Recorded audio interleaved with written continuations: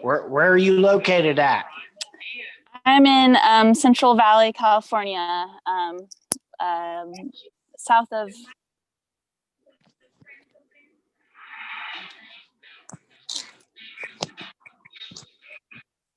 Okay. Well, I'm in Indiana, and it's kind of cold here. Whereabouts in Indiana are you from? I am about 45 minutes west of Cincinnati, Ohio. Okay, yeah, I used to live across the river in Clarksville, Indiana. Okay, great. Yeah, I live in Milan, Indiana. Oh, why is that? Have you heard of the Hoosiers, the movie? Oh yeah, I have. That's where we live, Milan, Indiana. Okay.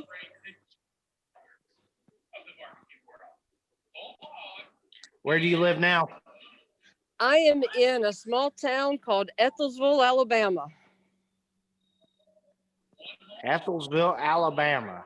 We're about an hour west of Tuscaloosa and about 30 minutes east of Columbus, Mississippi. Okay, I'm a little bit familiar.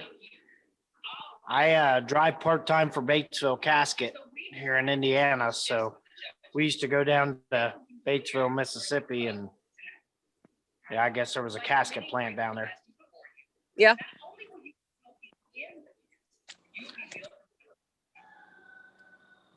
Is there supposed to be a bunch of people come and drink beer and hang out and bullshit tonight, or what? I don't know. Yeah, so it's great to have you both here. We just kind of thought, I thought I was talking this whole time, but I'm realizing my mic wasn't working. So can you guys hear me now? Yeah, we can. There was a couple of people on here. Well, we thought this would be a nice way to just get people back together at the end of the day. Thank you for hanging with us all day and tuning in, and just raise a glass together and celebrate a good day and just allow for some casual conversation, maybe recap what you thought was the highlight of the day or something that really stood out to you and wanted to dive into further. So thanks for joining in. We're hoping more are going to start following the lead soon here. Well, there was some other lady here from California.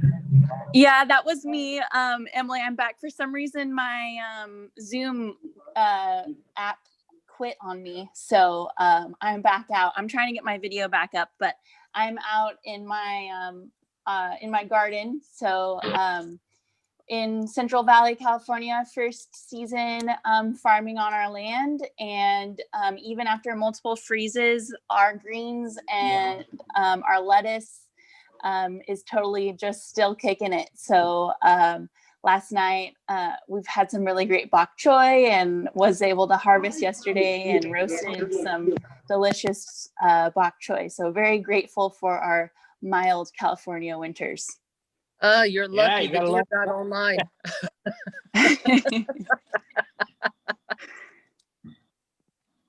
Yeah. Indiana's it was 26 degrees yesterday. Ooh, we had a nice warm 68 degrees is our high, so I can't complain. I think you're bragging a little bit. I would brag about that. Heck yeah. So what stood out to you guys from today? How do you think it all went from a user perspective? You know, of course, this whole virtual thing is new to us, and we saw it behind the scenes, but love to hear any feedback from you as participants tuning in. I run off of satellite internet, and the connection was great. Excellent. Hi, Josh. Welcome in.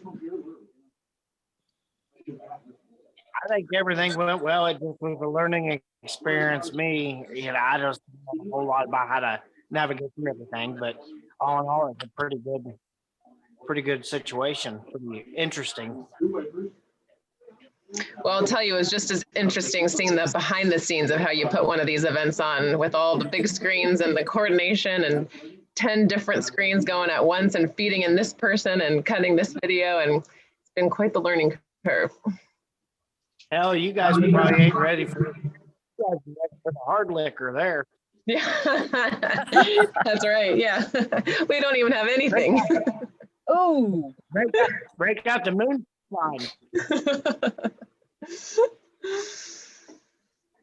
Well, it's farmers grow that too.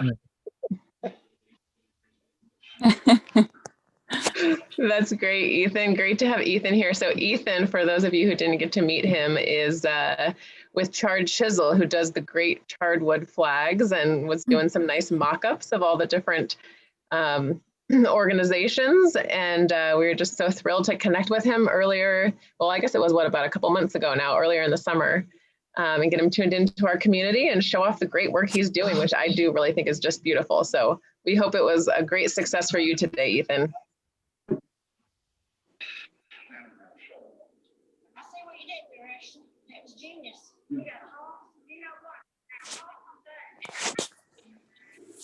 I did like the virtual method because with my husband's job, I can't get off the farm. So for me, it makes attending conferences a lot easier. Yeah, that's great to hear. You know, the other thing I noticed that was really neat about the virtual element is during a group session, people were able to have this whole group chat through the chat function, which you don't get if you're in a live session. You can't have that simultaneous conversation running. So I thought that was very valuable as well. Yeah. Ria, welcome in. If we could all give Ria a big round of applause for her wonderful work on the exhibitor hall. That is her doing, and she has rocked it. So we hope it's shown.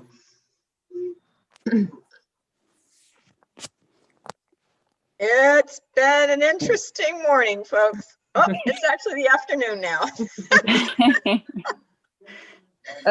It's evening here. Get ready to say it's nighttime on the West Coast. Oh boy, there he is. He's on the west coast. Yeah, he's in the sunshine.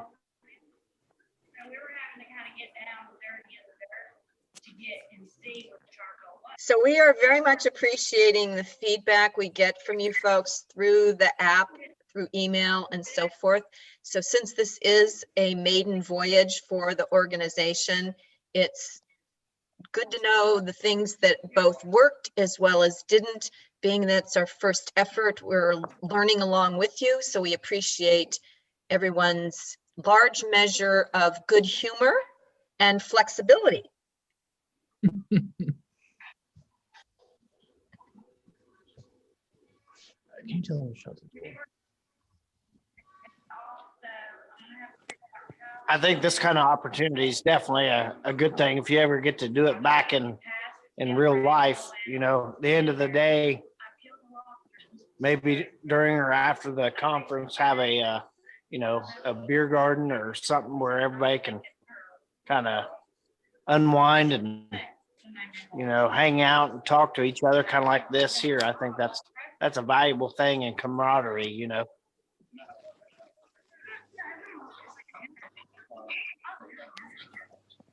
I second that. Cheers. Cheers. What breakouts did people sit in on today that they found most valuable?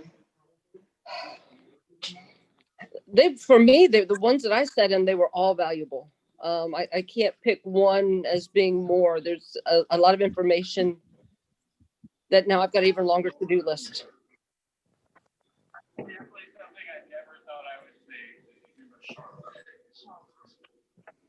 Hell, I don't even know what a breakout session was. I just watched everything I could watch. Took in what looked interesting to me, So I know Dr. Hake, she's from Ohio, so she's a Midwestern girl. So I kind of watched her and, things about the lady from Richmond with the alpacas and so on, because I raise beef cattle. I'm thinking about getting into the goat market, just as far as meat goes. We do some vegetables and some just laying chickens just for basically for our own home, but we'll sell eggs as well, garden small, sell at the farmer's market if we have extras, can the rest, stuff like that. So, I mean, all this stuff is really a valuable thing.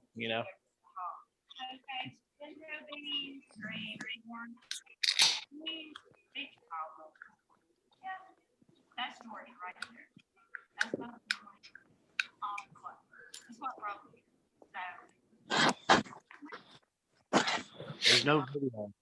How about you, Josh? What was your takeaway today? So I enjoyed the breakout session on business. I think as a community, especially those in a smaller scale, do a terrible job of the business side of farming. And even I, having an MBA and understanding business fairly well, do a terrible job of working on the business itself because we have so many farm projects going on. We're currently building a high tunnel, and we just had our fall cattle branding, and we're building out an on-farm store and working with some people, to build out a website and this and that, that we do a poor job of tracking our financials and going in and making sure that we adjust our business plans as we flex because they get outdated and find ourselves having a little bit of mission creep. So I've thought that was the most useful thing that anybody attending probably would agree with me that would be the most useful thing for all of us to make sure that we're spending time looking at this as a business. Because frankly, if our mission is to mobilize veterans to feed America, we got to make money to do it. And nobody's going to stay in this business for the long term unless they're profitable. I mean, certainly there is a place for hobbyists, certainly a place for that if that helps you with PTSD or whatever you're dealing with. But that's not feeding America. And so while that is a place within the Farmer Veteran Coalition, in my opinion, the large majority of us need to make money. So I'm beating a dead horse at this point, but I felt that was the most useful breakout session. Nice. And I feel like that theme kind of carries throughout. I mean, this past year is my first, like I mentioned earlier, is my first growing season and more of an urban garden and farm. But, and we talked about this and this was a discussion within the urban ag session, is that, yes, like all these small urban farms are great. But how can we support people? So that's actually, so it's not just a hobby. How can we develop business plans and figure out how we can create something small, but also make it profitable and utilizing grants or different things to like you said, facilitate and follow through with our mission of mobilizing veterans to feed America.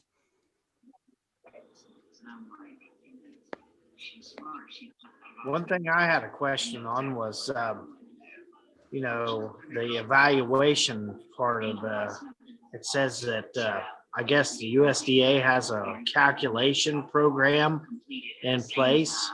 If anybody knows anything about that, as far as, just figuring out, cost and trying to keep everything right, track.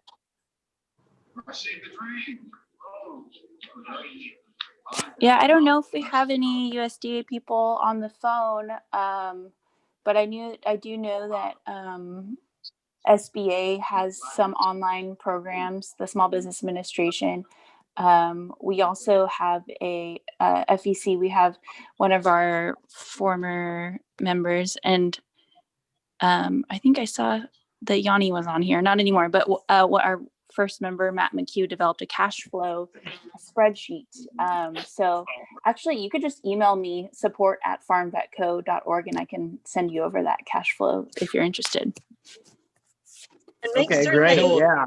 And make certain you use the exhibit booth contacts at the conference. Mhm. So there are 4 USDA agencies that are hosting exhibit booths. They're all open to having you request contact with them via an in-app appointment where you would set up between the two of you a phone call or some other arrangement. You can email them. You can send them an in-app message. The booths will remain open through the end of November, but it is over these 2 days that they'll be spending their most time paying attention to the app. But there are multiple ways that you can contact them, and they're actually eager for you folks to reach out to them. So they really do want that contact. There's a person who came to the conference a couple of years ago, and that is Andrew Sanchez. He's posted to the activity feed. When he came to the conference 2 years ago, it was as a result of information that he had picked up with USDA, I think it was in the EQIP program. And then like a year or so later, he ended up getting funding for his ranch. So that's how he leveraged the experience with the FEC conference with a government agency. And Right. Andrew is, go ahead. Sorry, I didn't mean to cut in there. Like I say, I'm just trying to do a better job of being more business-like, because I do it just as a hobby, but on the other hand, I'd still like to be profitable in my hobby. You know, it'd just be it'd be a better financial, situation for me, and my wife won't be as mad. Well, here's your opportunity to talk to any and all of the people in those 59 exhibit booths. It cannot hurt, regardless of whether you are doing this as a side enterprise or it's your main enterprise. So I encourage you, it cannot hurt to throw a question out there and see what sort of response you get. Absolutely. I agree. I think I need help in just business planning and basic, farm economic type of situation of what I have as far All as. right, so another suggestion I have for you is that Farm Credit has a booth and they too are available to you. So again, reach out to them. There are multiple people who are in the exhibit hall who have financial connections. And so it may not be that they're the exact fit for you, but I'm more than 100% certain that if they don't have the immediate answer for you, that they can certainly refer you to someone else, even if it's outside of their area, it's in a different state or what have you. It is that because they are sitting here with you as veterans and others interested in this event, that they are more likely to respond to you quickly than if you try figuring out how to reach somebody, say 3 weeks from now. So that's why strike while the iron is hot. Right. Okay. Good advice. Hey, Natalie. We're gonna have to fix that, but before we do that, let's put some good old brakes on it because we gotta stop.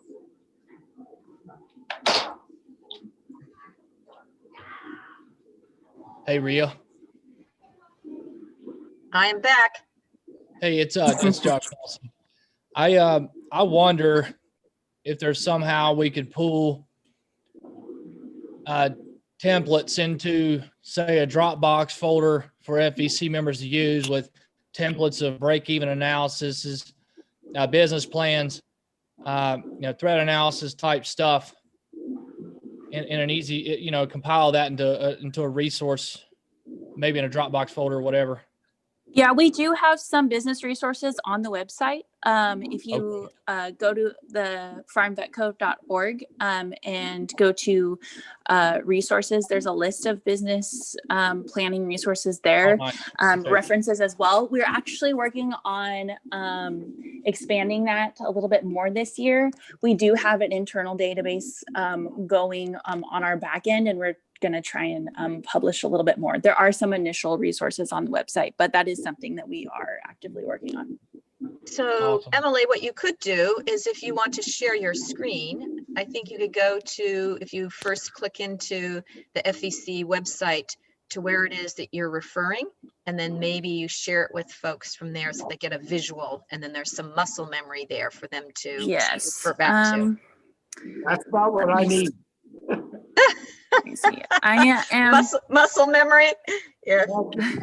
I'm calling in on my phone. All I don't right, know if I can so, share all right, my well, screen.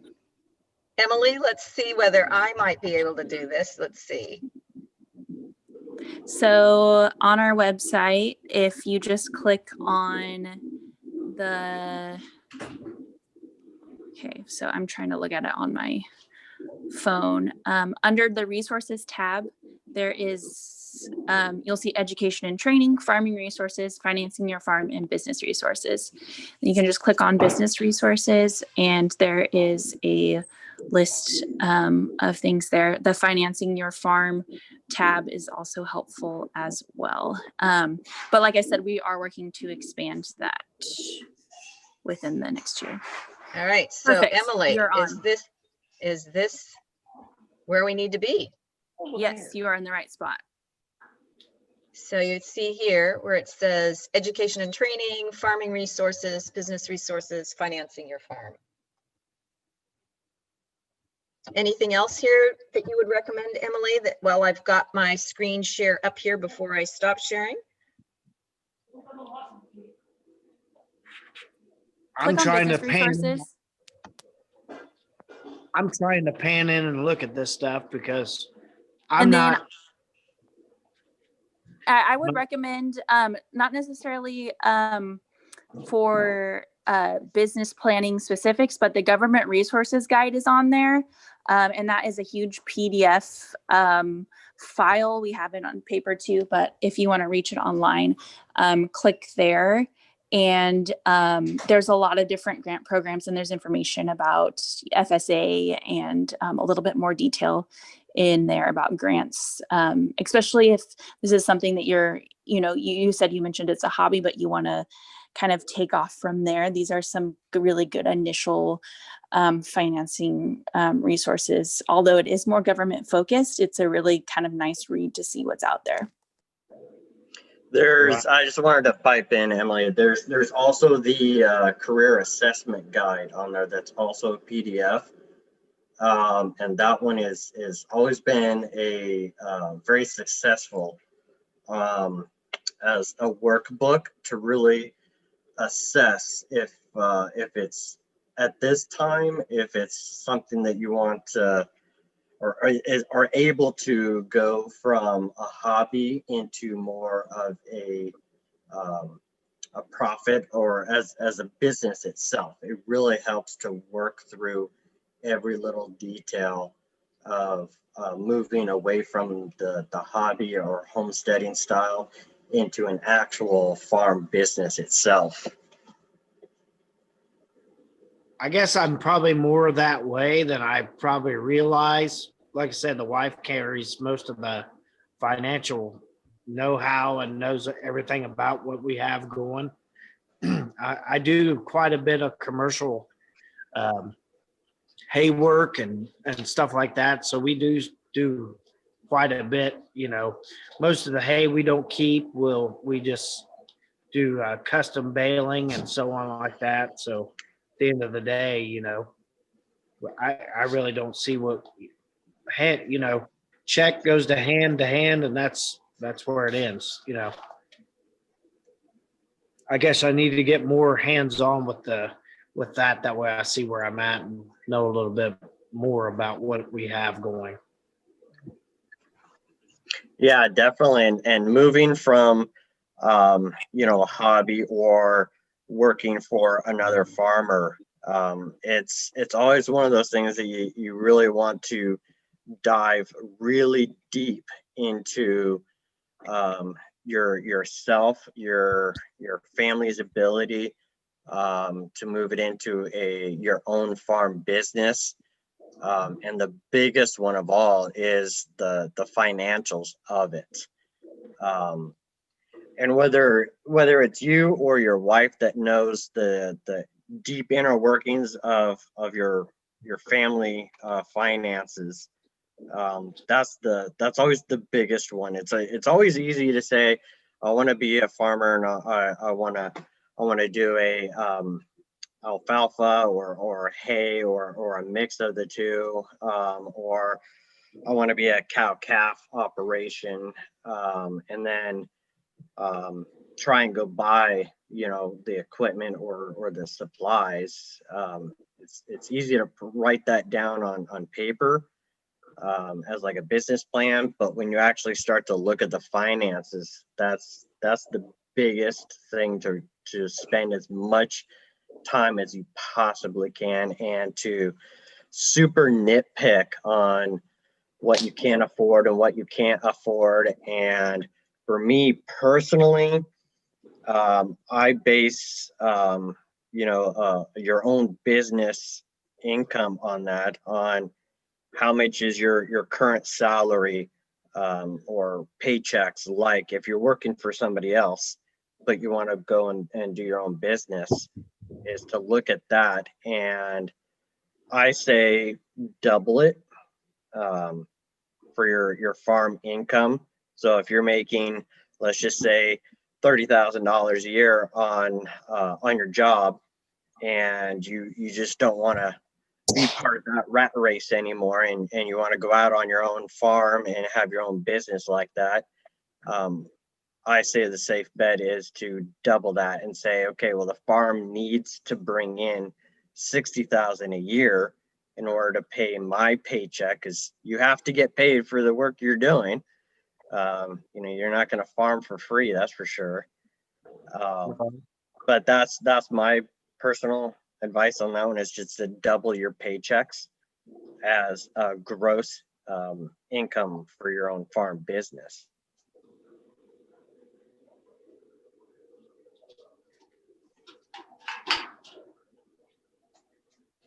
So where's everybody from?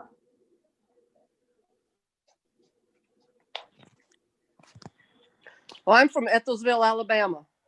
Well, that's where I am right now. Right?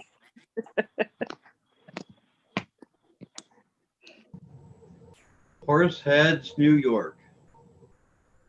New York. Our farm is in East Texas. East Texas. Mhm. Aaron, Yeah. What part of East Texas? It's an hour east of Dallas. Hour and a half. Oh, okay, so is it out there near the general area of Sulphur Springs or Paris? Oh yeah, yeah. That's where our FSA and that's who we deal with at the USDA office. Okay, yeah, I was out there last year after the Austin conference. I got a friend, her and her daughter live out there in Sulphur Springs. So Oh, nice. that was my first venture out east of El Paso along the border. Oh wow. Yeah, yeah. Yeah, that's definitely, I think, the prettiest part of Texas, if I could be biased. Yeah, no, I spent I was deployed along the border out there by Marfa, and I was there for 3 months, and that was El Paso, and along the entire Rio Grande was my experience for Texas prior to our national conference last year in Austin. So I ended up driving from I know, that was Austin a good all the way time. up I to miss Sulphur it. Springs. So I'm gonna say East Texas is much nicer looking than the western version. That's just because you haven't been out to Big Bend. I agree. Where at? Big Bend, out towards Alpine. Oh, nice. Okay. That's beautiful. Well, I'm from Indiana, and then we call that God's country. well, it Sounds like a sounds like lot. we almost have all four corners of the United States at this point. We just need somebody from Alaska and Hawaii. Right? I know there was somebody from Hawaii on there earlier today. That was interesting. I've been to Hawaii 2 times I was supposed to went this year, but we didn't get to go because of the COVID, which is fantastic. But I was hoping for a vacation, but that's just the way things go. I think we all need one. Oh, yeah, yeah. I was hoping to see some of our members from, we got a couple of members out in Guam and the U.S. Virgin Islands. So Well, I was that would hoping to see them join in. That would Yeah, that be sounds neat. like retirees. Yeah, the problem is they're probably still in bed. It didn't like Mhm. tomorrow there. I think Guam is pretty close to that international date line.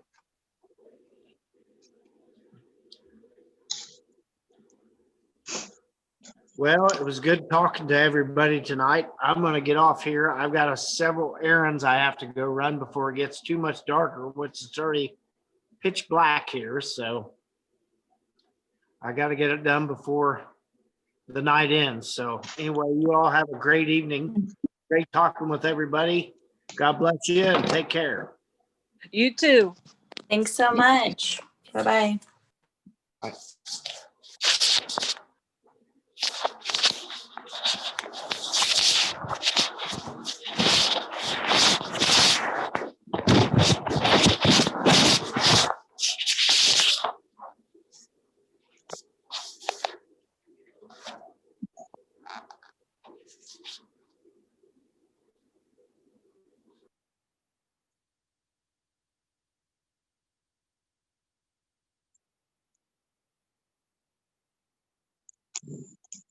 Was he the host or are we still talking about things?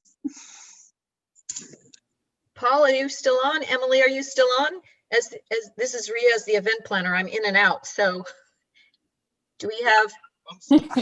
Yeah, we're still here. All right. So Emily, I'm going to hand it off to you so I can get back to some other tasks. So if you can Sounds great. keep the conversation going, and if everybody is sort of sorted out and they want a break, that would be great. Certainly it would be nice hearing general feedback from folks for how things have gone. Certainly there were some tech glitches early on as we're all trying to sort out how this all works, and each technology talks to the other pieces of the technology. But we hope that the content so far has been sufficiently engaging for you and that you're learning the features of the app and maximizing what this app allows you to do. As I watch what people are posting to the activity feed, I'm trying to encourage people to just tap, tap, tap, tap everywhere, because on your phone, there are different features or functionalities than on your desktop.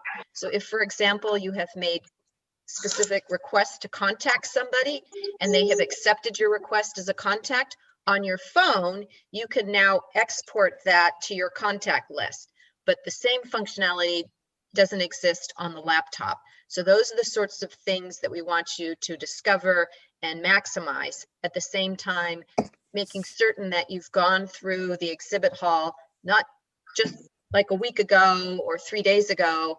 We had, for example, a new exhibitor who signed up after 9 o'clock last night. So I scrambled to get that person's booth up and running, and they have now been posting to the activity feed.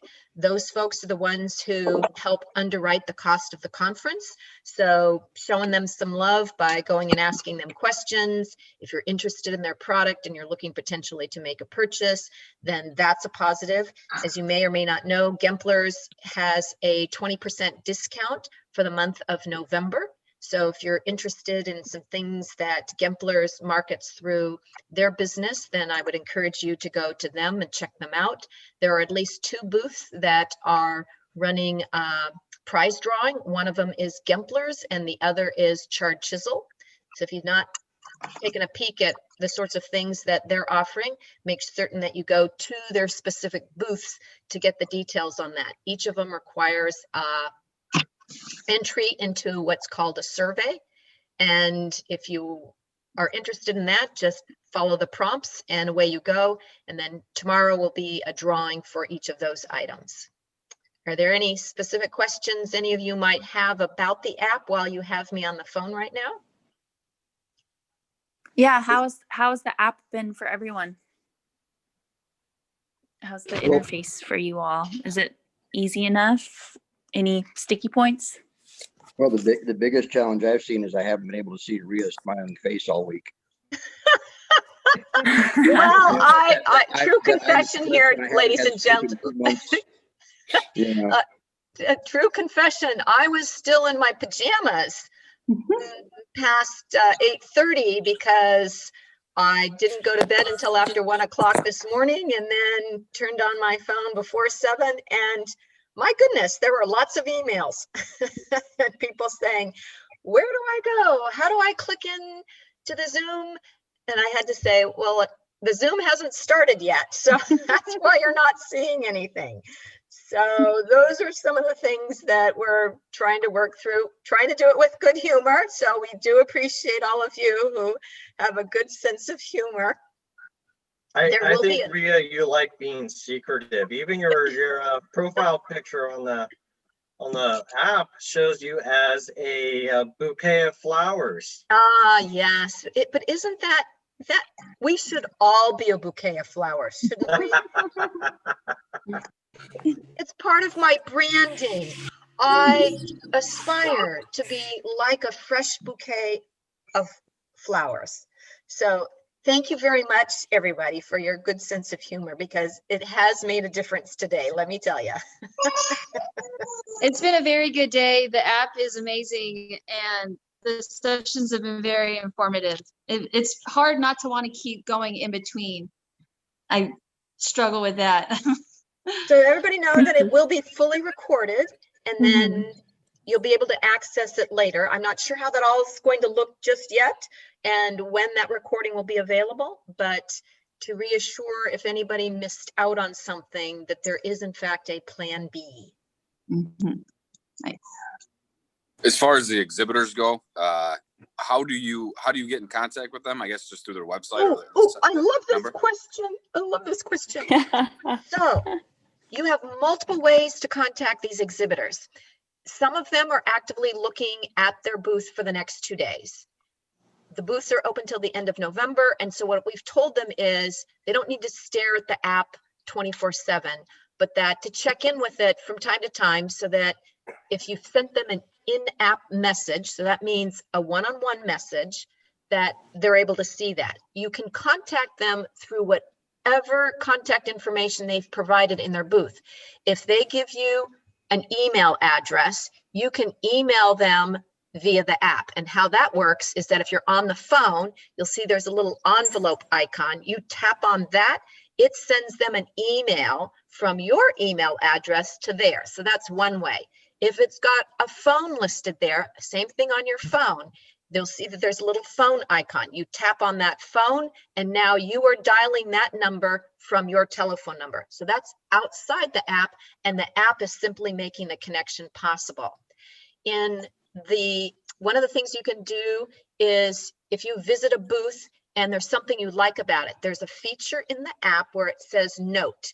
You can tap on the note and you are now writing a note to yourself. Then that note gets sent to your notes under My Items. So if you're in like on the desktop, you go to My Items and it says messages, appointments, contacts, notes, bookmarks, My Badge. So notes that you wrote anywhere in the app all get summarized under My Items, which is specific to you, under Notes. If you want to contact someone directly, you can contact them through the app, and then that's simply going and finding them in the attendees directory. So you go there and you can exchange whatever contact information there.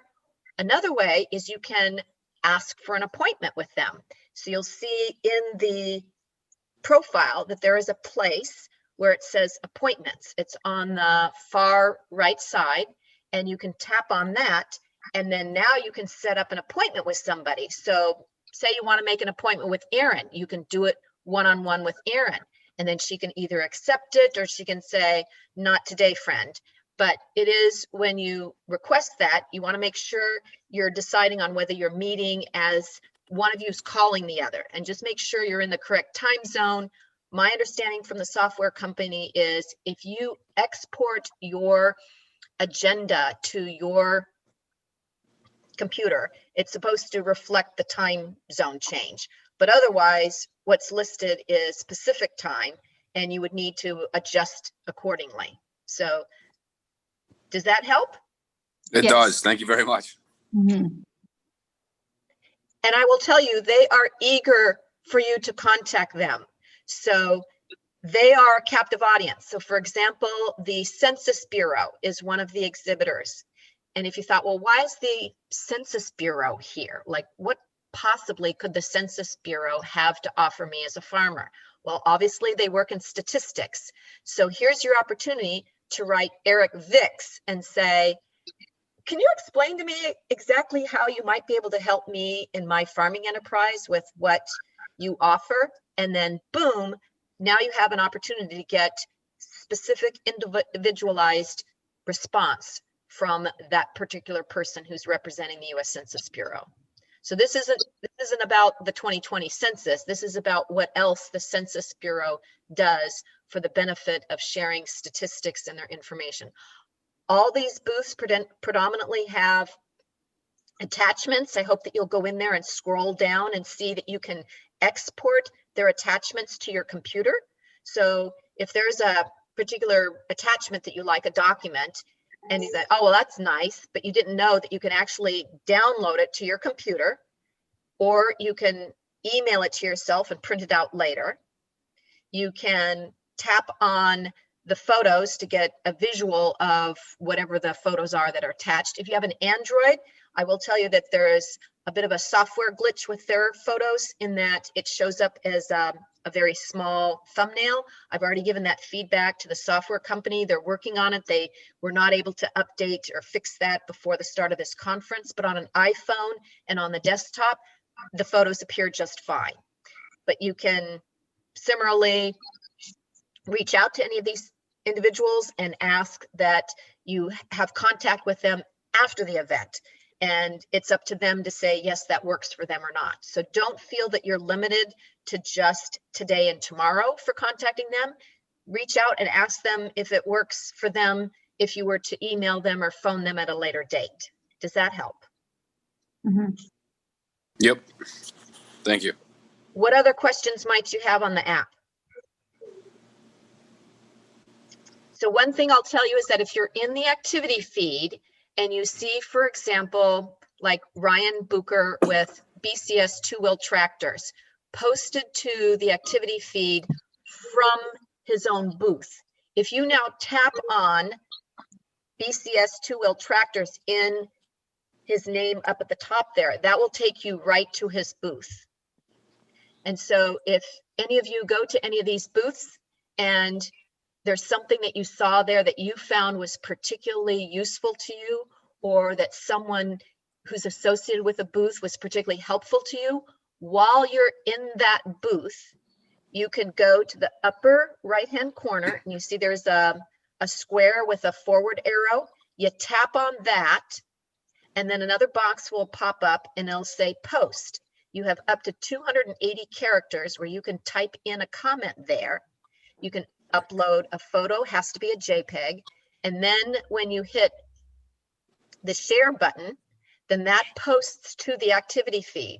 And so now Sam Smith is telling the entire audience of this conference that at the BCS two-wheel tractor booth, there was a particular piece of machinery or a feature that you found particularly useful in your enterprise, and you now want to share that with others who are attending the conference.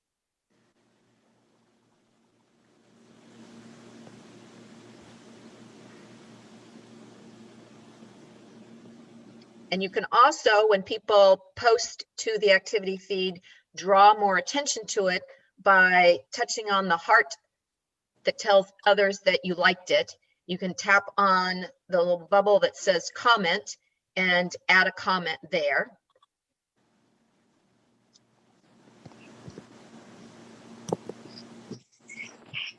And I really enjoyed seeing everyone's pictures and animals and flowers. It's been fun. So thank you all for posting to the activity feed.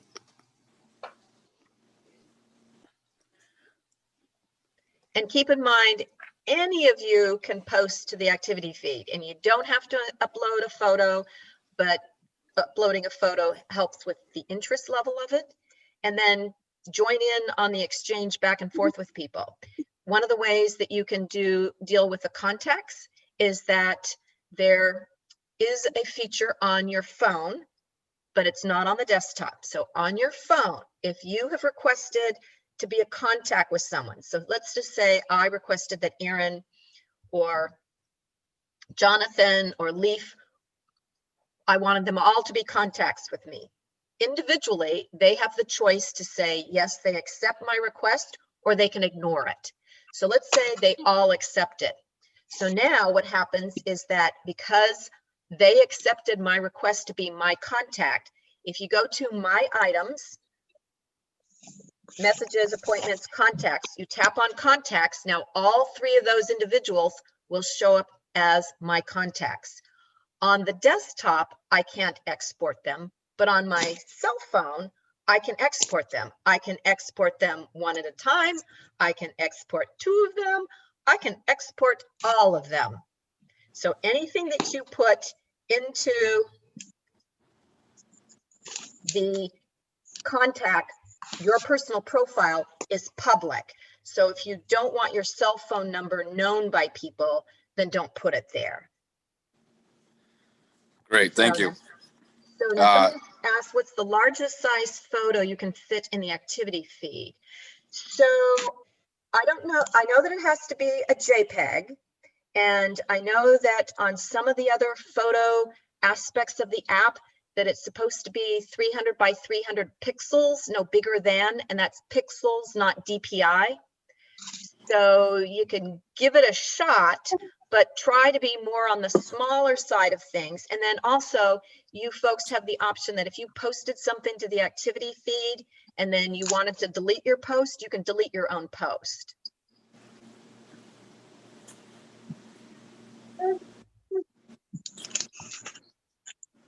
Are there any plans for this to continue as a virtual conference, I guess, in the years to come?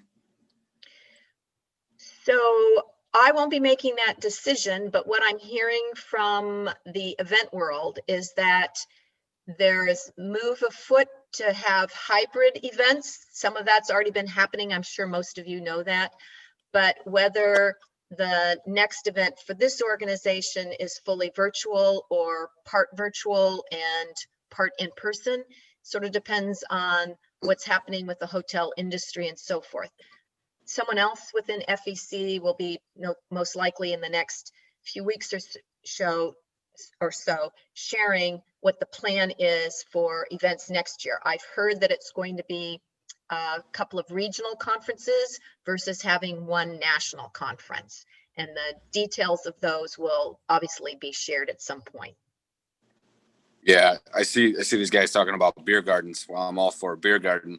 I don't know if I would be able to venture out for, a couple of days or, to attend in person. So this unfortunately works best for me. But I mean, I'm always, it's great to hear that, because who knows? I mean, I know hotels are struggling right now, and there are lots more steps involved in terms of keeping everybody from a public health standpoint feeling secure and actually safe. So that's why things are still pretty much up in the air. And this was our first, when the decision was made to have this conference, it was made in the middle of July. And so this has all been pulled together since the middle of July. And virtual conferences are apparently 75% technology. And boy, howdy, has it been quite the experience since the middle of July.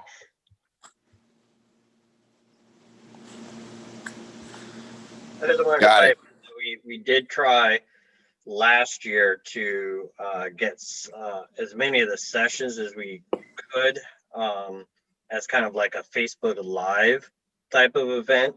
But if I remember right, and Ria, you can correct me, that we didn't really have the infrastructure at the time to be able to do that. So for those that can't or couldn't visit in person, would still be able to view some of the sessions online. Sure. I joined a bit late. I don't know if everyone went. I heard everyone talking about where they came from, but did they? I guess for the group, did you guys discuss what you're doing or what you're farming? I guess. You can start that chat. Go for it. All right. All right.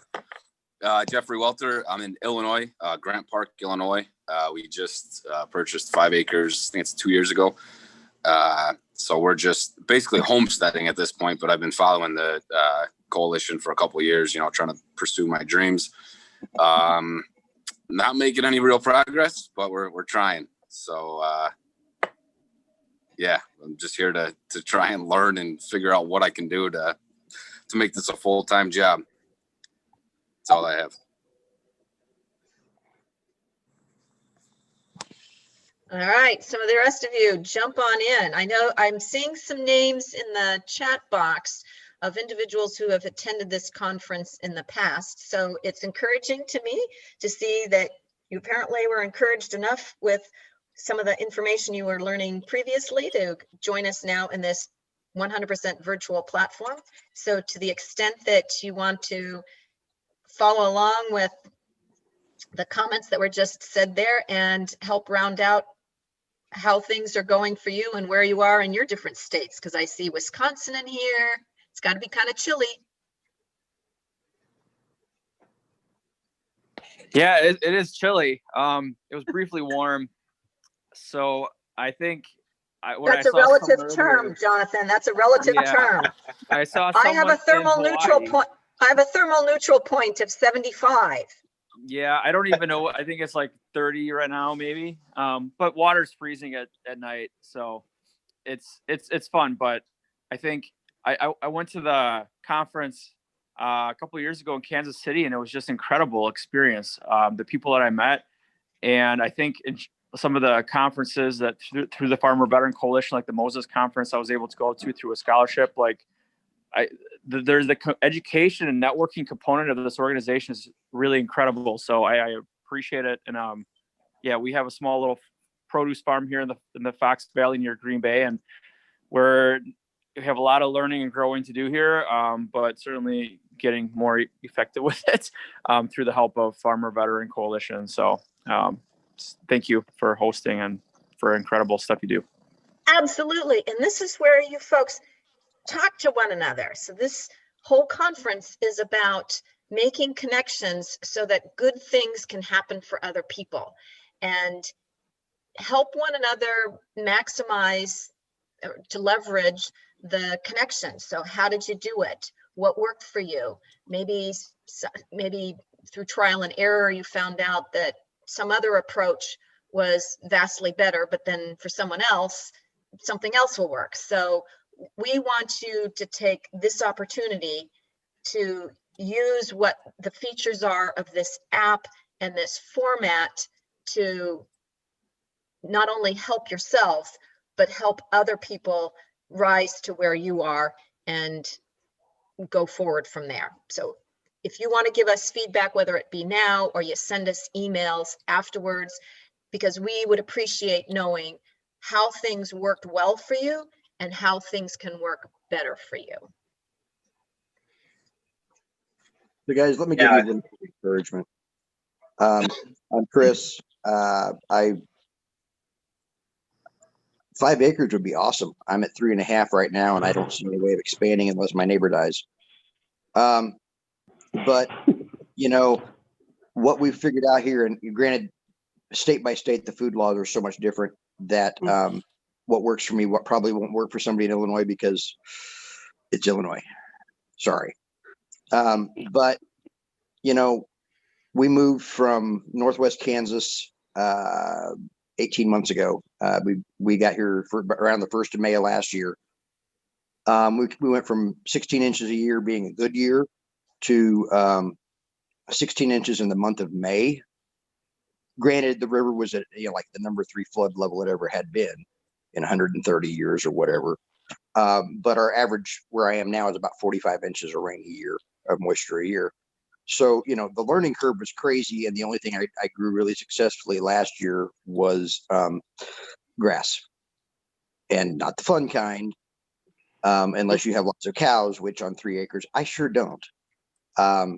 You know, it strangled out my corn. It strangled out my, you know, I was doing produce. It strangled out the sweet corn and the beans and the tomatoes. I got 5 tomatoes out of 4 plants. I mean, it was crazy. And I'm trying to sell produce to people. Yeah, that wasn't happening. But what we had done previously was we started doing a little bit of value added. It started off when I had about 4 dozen duck eggs, because nobody in Northwest Kansas was willing to try duck eggs, because chickens are supposed to lay eggs. You can't eat anything else. And then, you know, what I call phase 3 is zucchini season started, you know, where not only does nobody want your zucchini, but they lock their doors no matter how hot it is outside when they go to church or to Walmart or wherever, so that nobody leaves zucchini in the front seat of the car.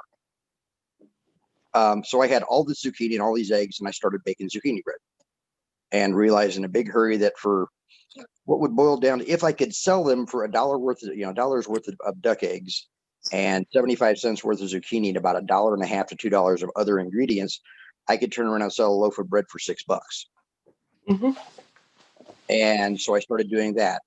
And then we started having fun with jars, because sand plum jelly is a staple in the culinary heritage of this part of the country. Last year, I found enough sand plums when I first moved down here, because I didn't know anybody or where anything was. I found enough plums to put about 10 jars of jelly together. And I tell people, if I had a nickel for every time somebody asked me for sand plum jelly after I ran out last year, I wouldn't have had to worry about buying jars this year. And we did 10 flats of sand plum jelly, which is, 10 dozen jars. Sand plum, Jonathan, it is an indigenous plum. It's about the size of a maraschino cherry. And the flavor is absolutely beautiful, wonderful.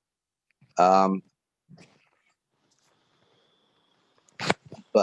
we did blackberry. We do a lot of apple butter. One of the great things about the Homegrown by Heroes program is that, yes, in theory, it's for the zucchini and the cow that I grow on my place, or whatever the case may be. This year, it's going to be bacon this coming year, and ham, because there's 4 pigs that really need to go to the butcher, and they don't have a freezer camp appointment till the middle of March. But that means that the pork will be done just in time to go to farmer's market with. And I'm kind of excited about that, because nobody else in this part of the country raises hogs for farmer's market. But the big thing is that I've managed to develop a brand simply off of about 15 different kinds of jelly, whatever I could figure out that would go in a jar this particular month. Rose, dandelion, you name it, I've probably put it in it. Well, no, I won't say that. If it grows here, I probably tried to figure out a way to put it in a jar. And about 2 dozen kinds of zucchini bread, plus some apple bread and peach bread and plum bread and all kinds of other craziness. Value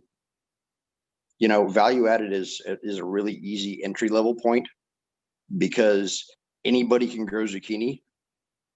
Anybody, okay, maybe not well, but anybody can grow tomatoes or whatever. But the patience and the labor intensive nature of going, and doing whatever value added site, even though it only takes me 15-20 minutes to mix up a batch of zucchini bread, I'm kind of anchored to the kitchen for the whole day, because we don't make 1 batch, we make 8. And it's literally 15 minutes in the mixer, goes in the oven, and as soon as the first batch is ready, the second batch goes in the mixer, and we're throwing 4 pans in the oven at a time, because that's how much we can fit on a level, because we're using our home kitchen. But I'm glad I started talking, because I remembered that the cranberries over here that I've got going for a community dinner, and it was trying to boil over on me. But anyway, point being, pretty much anything that we've actually transitioned our business model. We started out wanting to be a market garden, and then we decided we'd like chickens, so we were going to be a market farm, because we were going to sell eggs too. We didn't sell eggs after the 1st of June this year, because we started having predator problems, and I was still getting 5 and 6 dozen eggs a week, but they were all going into bread.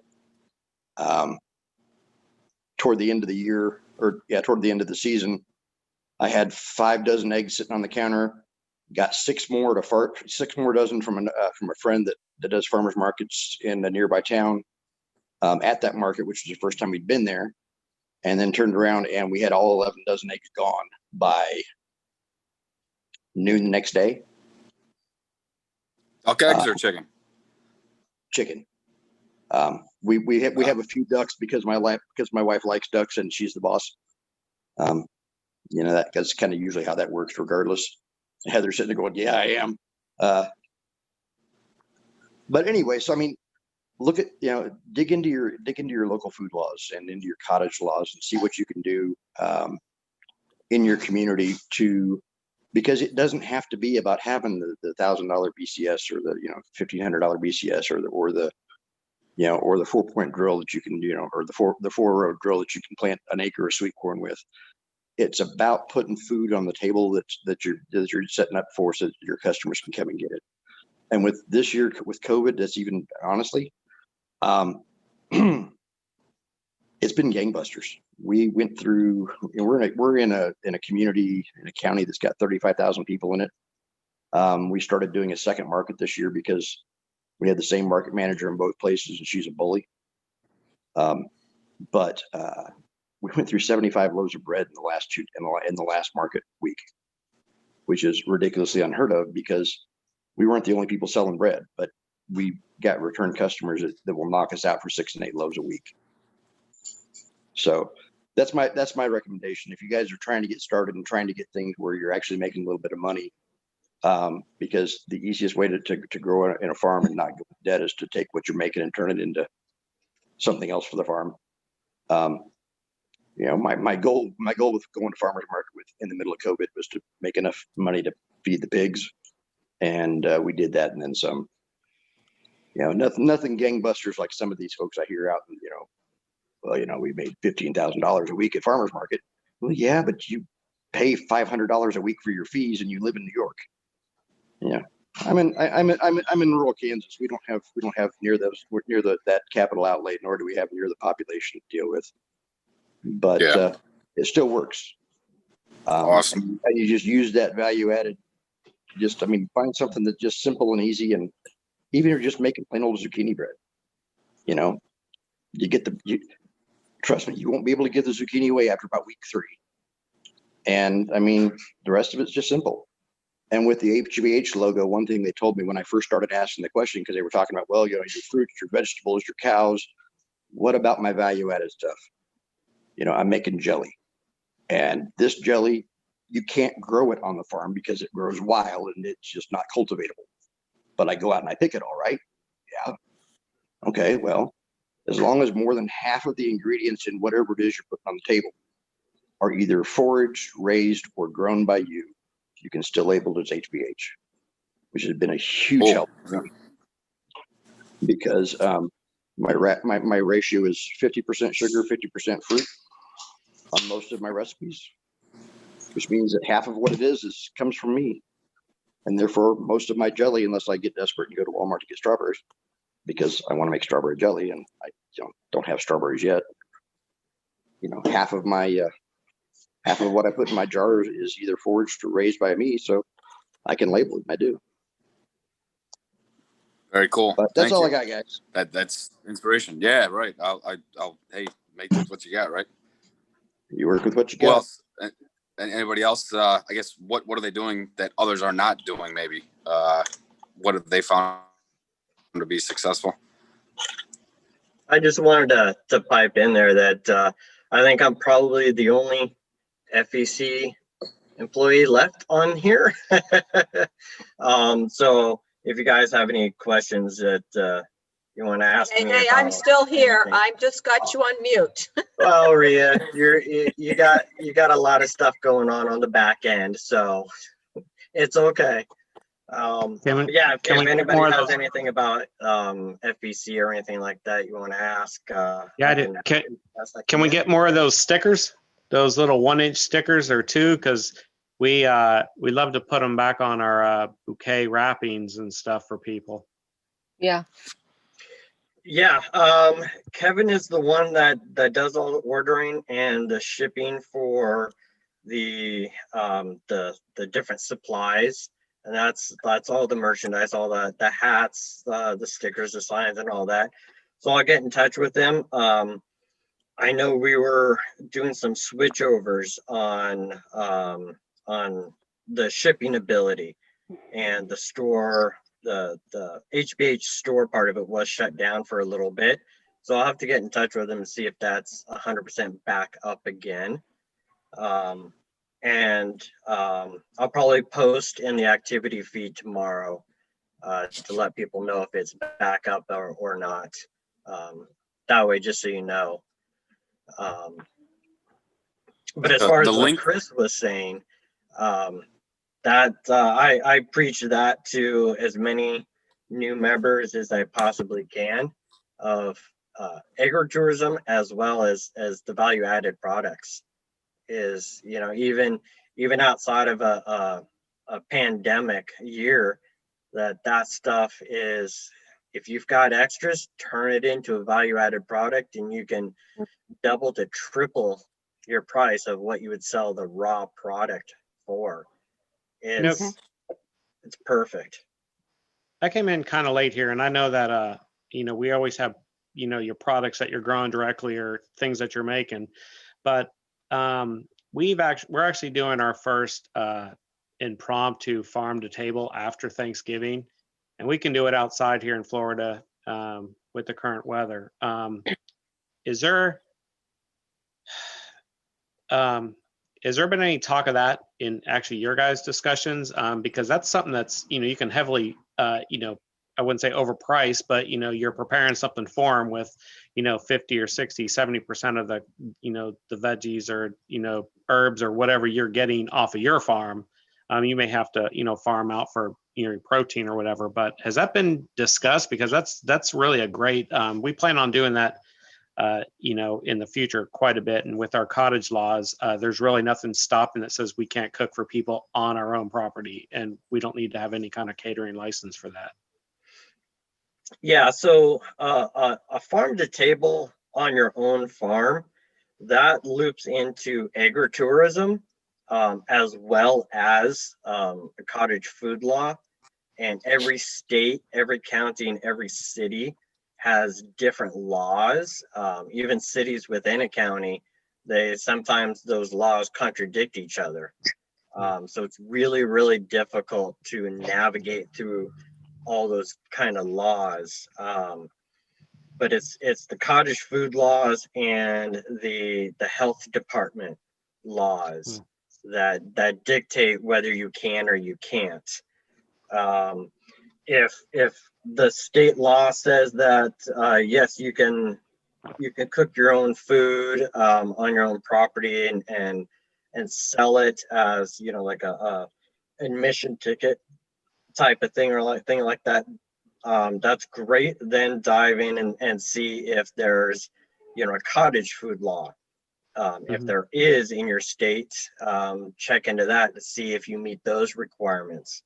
And always do applications to make sure that you comply with it, because the last thing you want is the health department to show up unannounced saying, hey, you got a permit to one, serve food, two, to charge for it. And they will right there on the spot, they will shut you down and kick everybody out.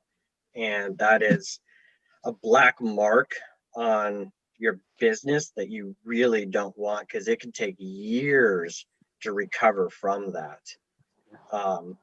But it's a tough discussion, just because every state laws are very different from each other. So it's really, whenever I try to talk about it, I try to do it as more of a general discussion. To tell people, check the laws. You got to check with the state laws. You got to check to see if there's a cottage food law in your state, and what are those requirements? Do you have to apply for a permit for it? The health department laws, you have to get a permit from the health department just to cook food, whether you're doing a farm to table or a value added product. You have to meet those standards for the health department. Otherwise they find out and they'll shut you down, and that could end your business completely. And that's something I definitely don't want to see anybody's business to be shut down just because of something like that. Paul, good point. Yeah. Paul, to piggyback on that, if for a reference for them, if they look up Farm to Consumer Legal Defense Fund, they are a great resource on everything you were just talking about there, as far as present laws on those things in states, and navigate someone through the process to avoid any bureaucratic issues, and if there are any, to help them navigate that. There you go. Yeah, that's a resource I didn't know about. That's why it's great having, you know, everybody collaborate like this, because a lot of you know a lot of things I have no clue about. Like that resource, I didn't even know there was a more or less a one-stop shop to be able to find that information, and that's definitely good. I always encourage any form of agritourism or value-added products that you can produce on your farm to generate more income for your farm. I worked on a agritourism farm for many years. It was more on the tourism side than the agriculture side of it, but it's taking what you've got and running with it.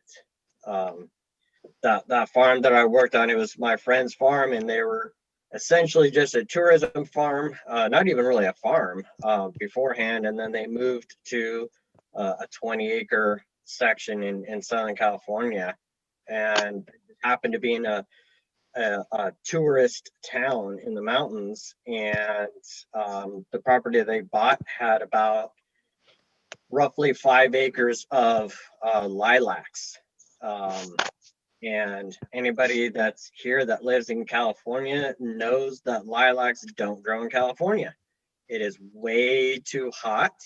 Those of you that aren't in California or the Southwest know that lilacs are almost everywhere in a lot of different states. But they took it because it was part of it was grandfathered into the farm, and they took that, and we ended up creating a lilac festival, and that turned the farm into a true agritourism farm. Instead of just saying, oh, I've got a bunch of flowers, I don't know what to do with it. You take that opportunity and run with it. And I think each weekend out of roughly a month, they do in sales, probably around, it's been a few years since I've been down there to do that, but I think right around $4,000 a weekend. And they do it for every weekend for about a month. And they incorporate all different kinds of things, not just the sales of lilacs, but they do old-timey kind of stuff. That was their main tourism draw. So they do like candle dipping, the old-timey way of doing it, Wild West style of candle dipping. I used to teach archery, and we did paintball slingshots, tomahawk throwing, all those different kinds of things to incorporate that into your farm as agritourism generates additional income. Are you doing anything like that, Jacob?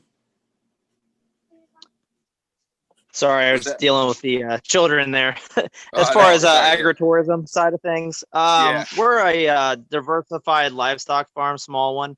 So we do a lot of, not a lot, but we do tours in that. We don't currently charge for it. We just have the hopes that people will buy our meat and so forth. And sometimes they'll tip the kids and that kind of thing. The only other input I really had on that, and we could expand on that and charge. The only other thing I want to mention, and I'm sure every state is different. So in the state of Kansas, the state offers an umbrella liability insurance. So you have your regular liability farm insurance, but on top of that, you can register them as a agritourism site. So what that does is, gives you just an umbrella of liability coverage, which is always nice in case somebody trips or that kind of thing on your property. Gives you a little bit more peace of mind. So you register with them and you post your normal signs and all that kind of thing. And then they kind of market for your farm as well in doing so by registering with them. So I'm sure other states have probably similar programs. Which state are you from? Kansas. Gotcha. Thank you. Yep.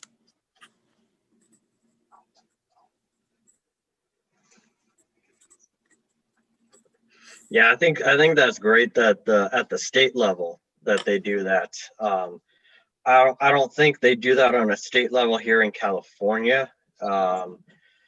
The farm that I worked on that did that, their insurance that they went through or still go through is that's the same thing, but on a individual insurance company where you buy your farm insurance and you pay a little bit extra to allow people onto your property for like acre tourism, but there's no limit to how many people.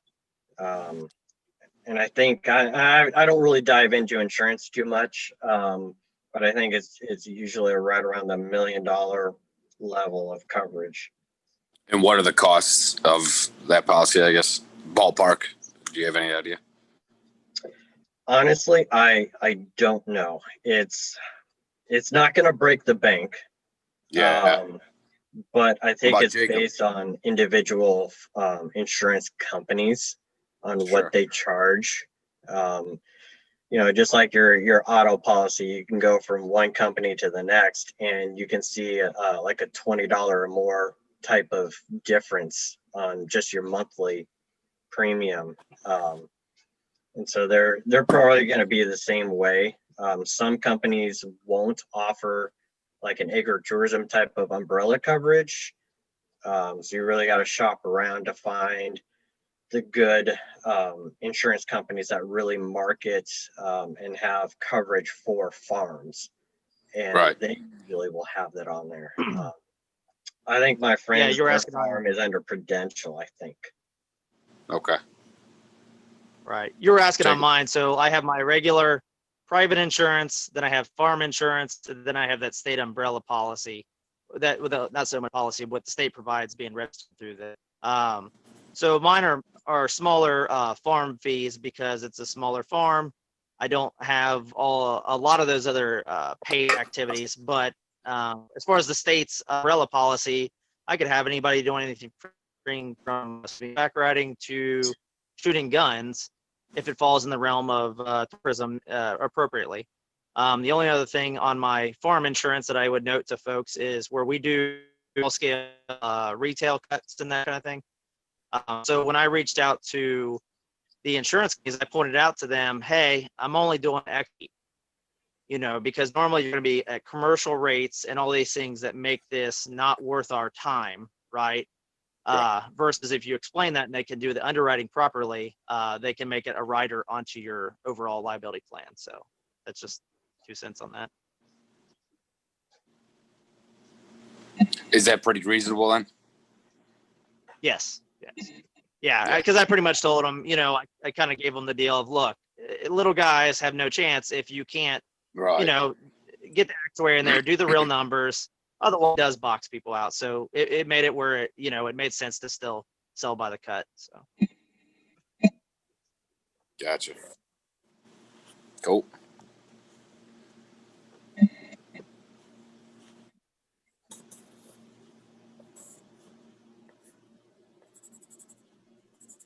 Really quickly to touch back on the statement I made a little bit ago, because it applies to whomever that was talking about doing farm to table in Florida. So as long as 50% of my ingredients are either, it doesn't have to be grown or foraged by me, it has to be grown or foraged by somebody who has an HBH. So if you come to me and get a whole hog and cook it on your farm and you're HBH and I'm HBH, then you can call that pig HBH and the end result HBH. Thought I better clear that up before we got too confused. So if you're planning a farm to table dinner and you want to have all your stuff HBH certified, you can do that as long as as long as you source your protein, for example, from another person who is a farmer veteran and has the appropriate certification. And if they don't, it's like a 15-minute process. Yeah.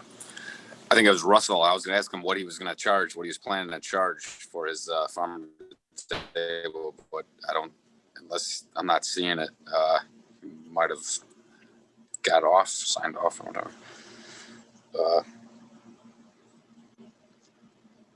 Have you seen a lot of success with the label, Chris? The stickers? I don't use the stickers per se. What I do is, well, hold on, see if I can manage to jockey my stuff into position here so I can actually talk about it. What I've done is done my own label, which looks like that, which obviously is backwards because it's this phone. But I just slap the insignia in the middle of my label. And then on the back side, I put my farm logo. I've got a buddy here in town that I've known for about 25 years, long before I ever thought I'd be moving down here, who runs a print shop, and it costs me like 10 or 12 cents per set of labels to get per set. Yeah, like I get front and back. Oh, I see. So it's a front label for one jar. Yeah. And so per set of labels, per jar, it costs me about 10 or 12 cents to put labels on my jars. Yeah. And it works a lot better than what I was doing, which was taking a hole punch, putting a hole in the end of a business card that had the appropriate labeling on one side and the appropriate business stuff on the other side, and then rubber banding it to the top of the jar. Because invariably either the tag gets pulled and breaks and it breaks through the paper, or the rubber band comes off. And then I'm sitting there going, okay, is this apple jelly or is this cider jelly? Is this gotta taste it, blackberry or blueberry? If I take, I can't really crack it open and taste it to make sure, because then I can't sell it.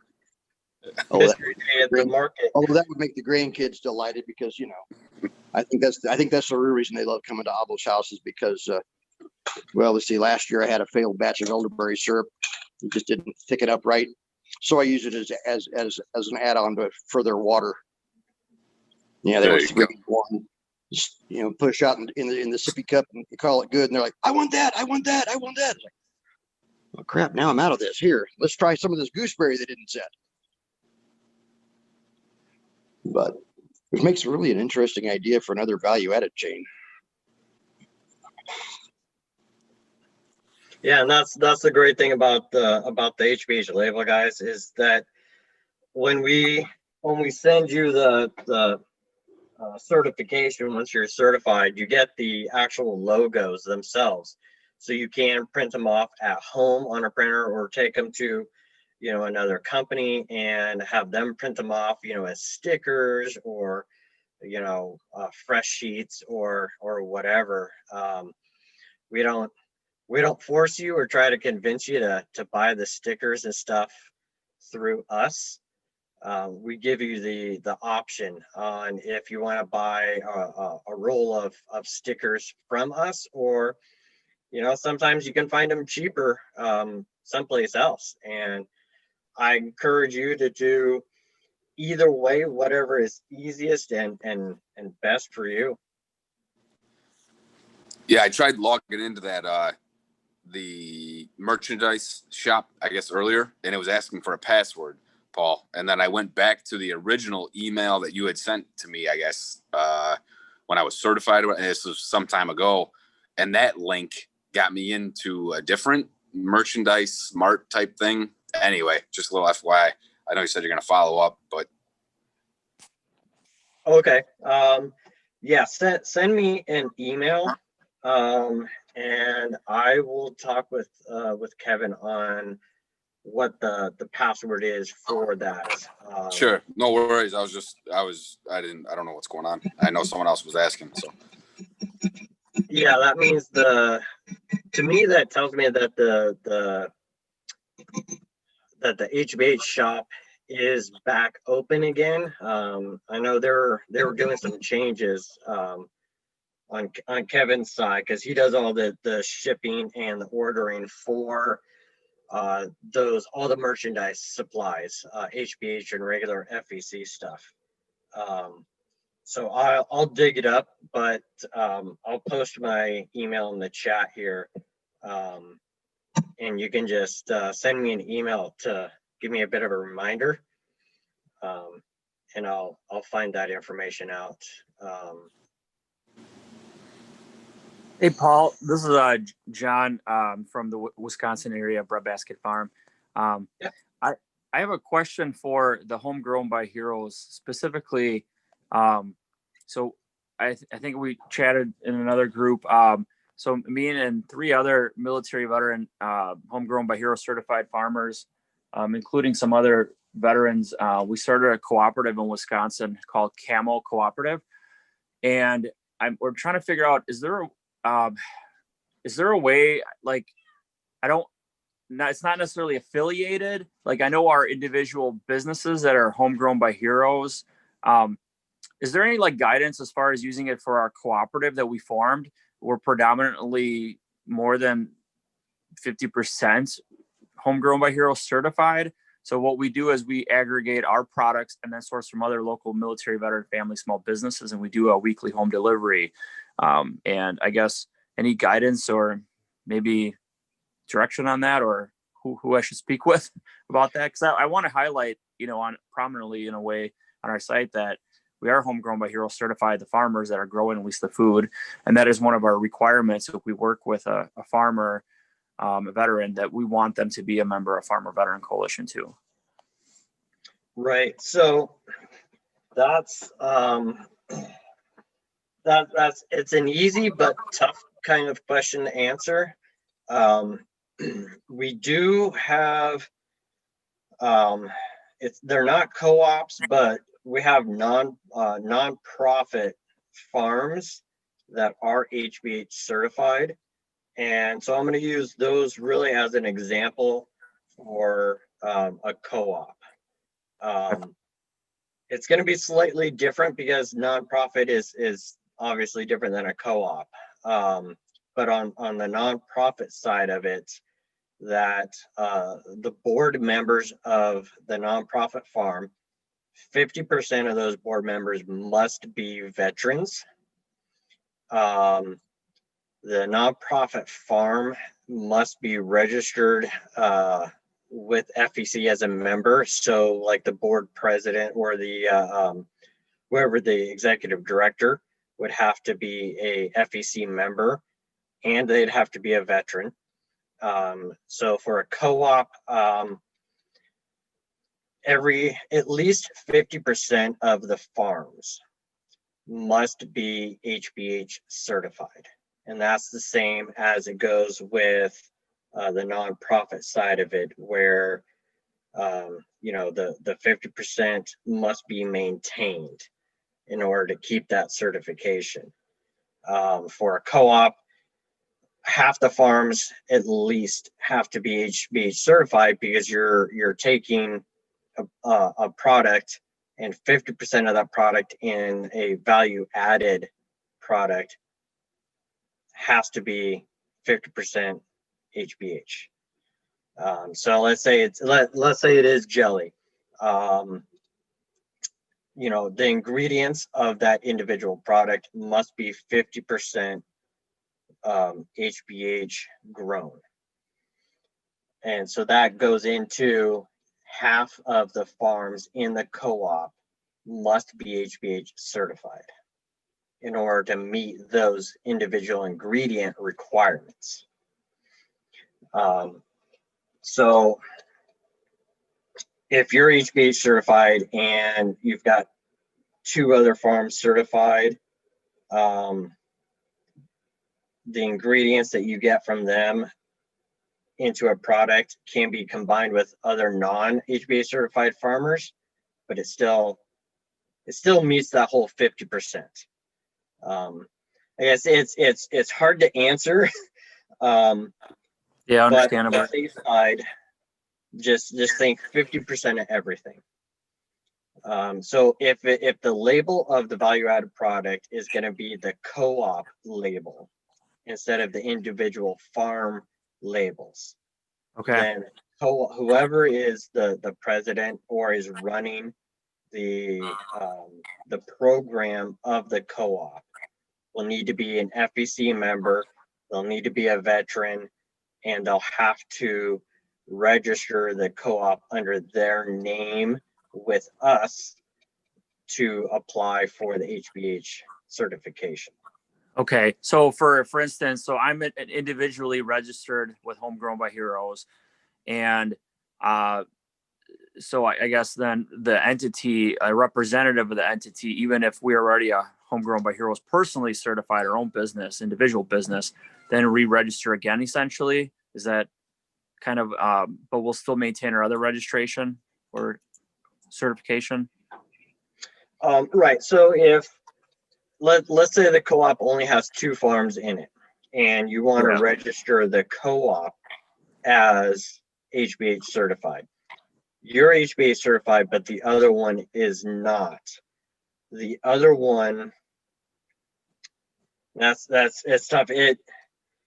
Maybe what we have, like individual sections, like for the producers that are member owners, because we have, like, for instance, one lady, she served in Germany. She's not a farmer. She makes spices. Okay. So like she sources from different places. So it doesn't seem like she'd be eligible. And so I'm thinking maybe what we do is we add the image. If we're already certified, the 3 farmers, and we have our own like section in our co-op, that what our products are, maybe we put the logo right within that section only for those specific products that meet the criteria, but everyone else or everything else obviously is separate. So I don't know if that makes sense. Maybe if you want out in here, because with dealing with the ingredient list and stuff like that, it strikes me that this is actually a relatively simple answer, which means it's probably wrong, because we're all affiliated at some point in time with the military. But my thought is this. I mentioned zucchini bread. I've got a couple other breads. I sat down with a calculator one day and figured out how far off I was with a specific recipe for bread to be HBH certified on that bread. And the answer is, if I can get these pigs big enough and get enough lard off of them, I can have HBH apple bread next year. Because I'm literally a cup off of being 50% of my ingredients being sourced or farmed by me. That being said, it strikes me that if you've got 6 members in your co-op or 7 members in your co-op, as long as 50% of the goods in your co-op store are grown by HBH members, you should be good, because then 50% of your inventory is HBH. The other part of this is that it kind of is a nonprofit, because a 501c6 is the appropriate title for co-ops, agricultural co-ops, and it is the same batch of stuff as a 501c3, which is your traditional nonprofit. The only difference is that with our state work, it's chapter 194. So it's the co-op structure is a little slightly different. I think this is about what we came on 1 year as of Veterans Day. We were 1 year old, but we didn't start doing the delivery part until beginning of this year, kind of around the part of COVID. But so it's kind of complex, because we source from other veterans or businesses with military roots, like their dad served or their brother served too. So that from that standpoint, I think seems like we'll just stick with the veterans who are certified already and not necessarily go with a co-op itself. I'm just trying to recognize it, but also draw attention to that aspect. And my other recommendation is to get one of the big wall hanger signs, the ones that look like like you should be able to cook pizza on them, and have a corner or a wall or whatever that's just dedicated to your HBH people, and have that sucker on over the top of the shelf. We're a virtual. We don't have a store. Okay. We're all 100% virtual right now. So gotcha. We were trying to do that at a location at a local veteran service organization, restaurant, bar that was shutting down, but no, we're all virtual. And the other thing that lends itself to various questions. So those of you that were there in Kansas City may remember the crazy lady at the Carmels. Lola went ahead and started what she calls a veteran farmed store. She sources from other veterans in the lower Midwest, I guess you'd call it. And a lot of a lot of the products that she has are not HBH certified because, like you were talking about, their spice mixes. She's got a lady that blends teas. They're all veterans, but they don't have the agricultural side of things. Some of us do, some of us don't. But her current project, once everything calms down a little bit, because things are going a little crazy right now, her current project is to set up a similar thing to what you're talking about, where it's going to be I can't remember, we came up with a really cool acronym a couple months ago, and then it kind of went on pause for a while.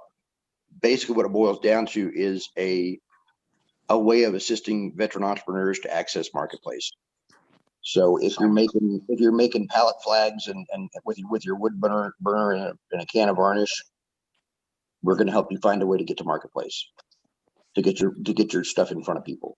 If you're that's what we're doing right now. We have like a mix of anything from a lady who makes ornaments to like cutting boards to goods and products, and then we're going to be expanding to services too. So either but membership for our member owners locally, it's only a veteran or someone who's a spouse.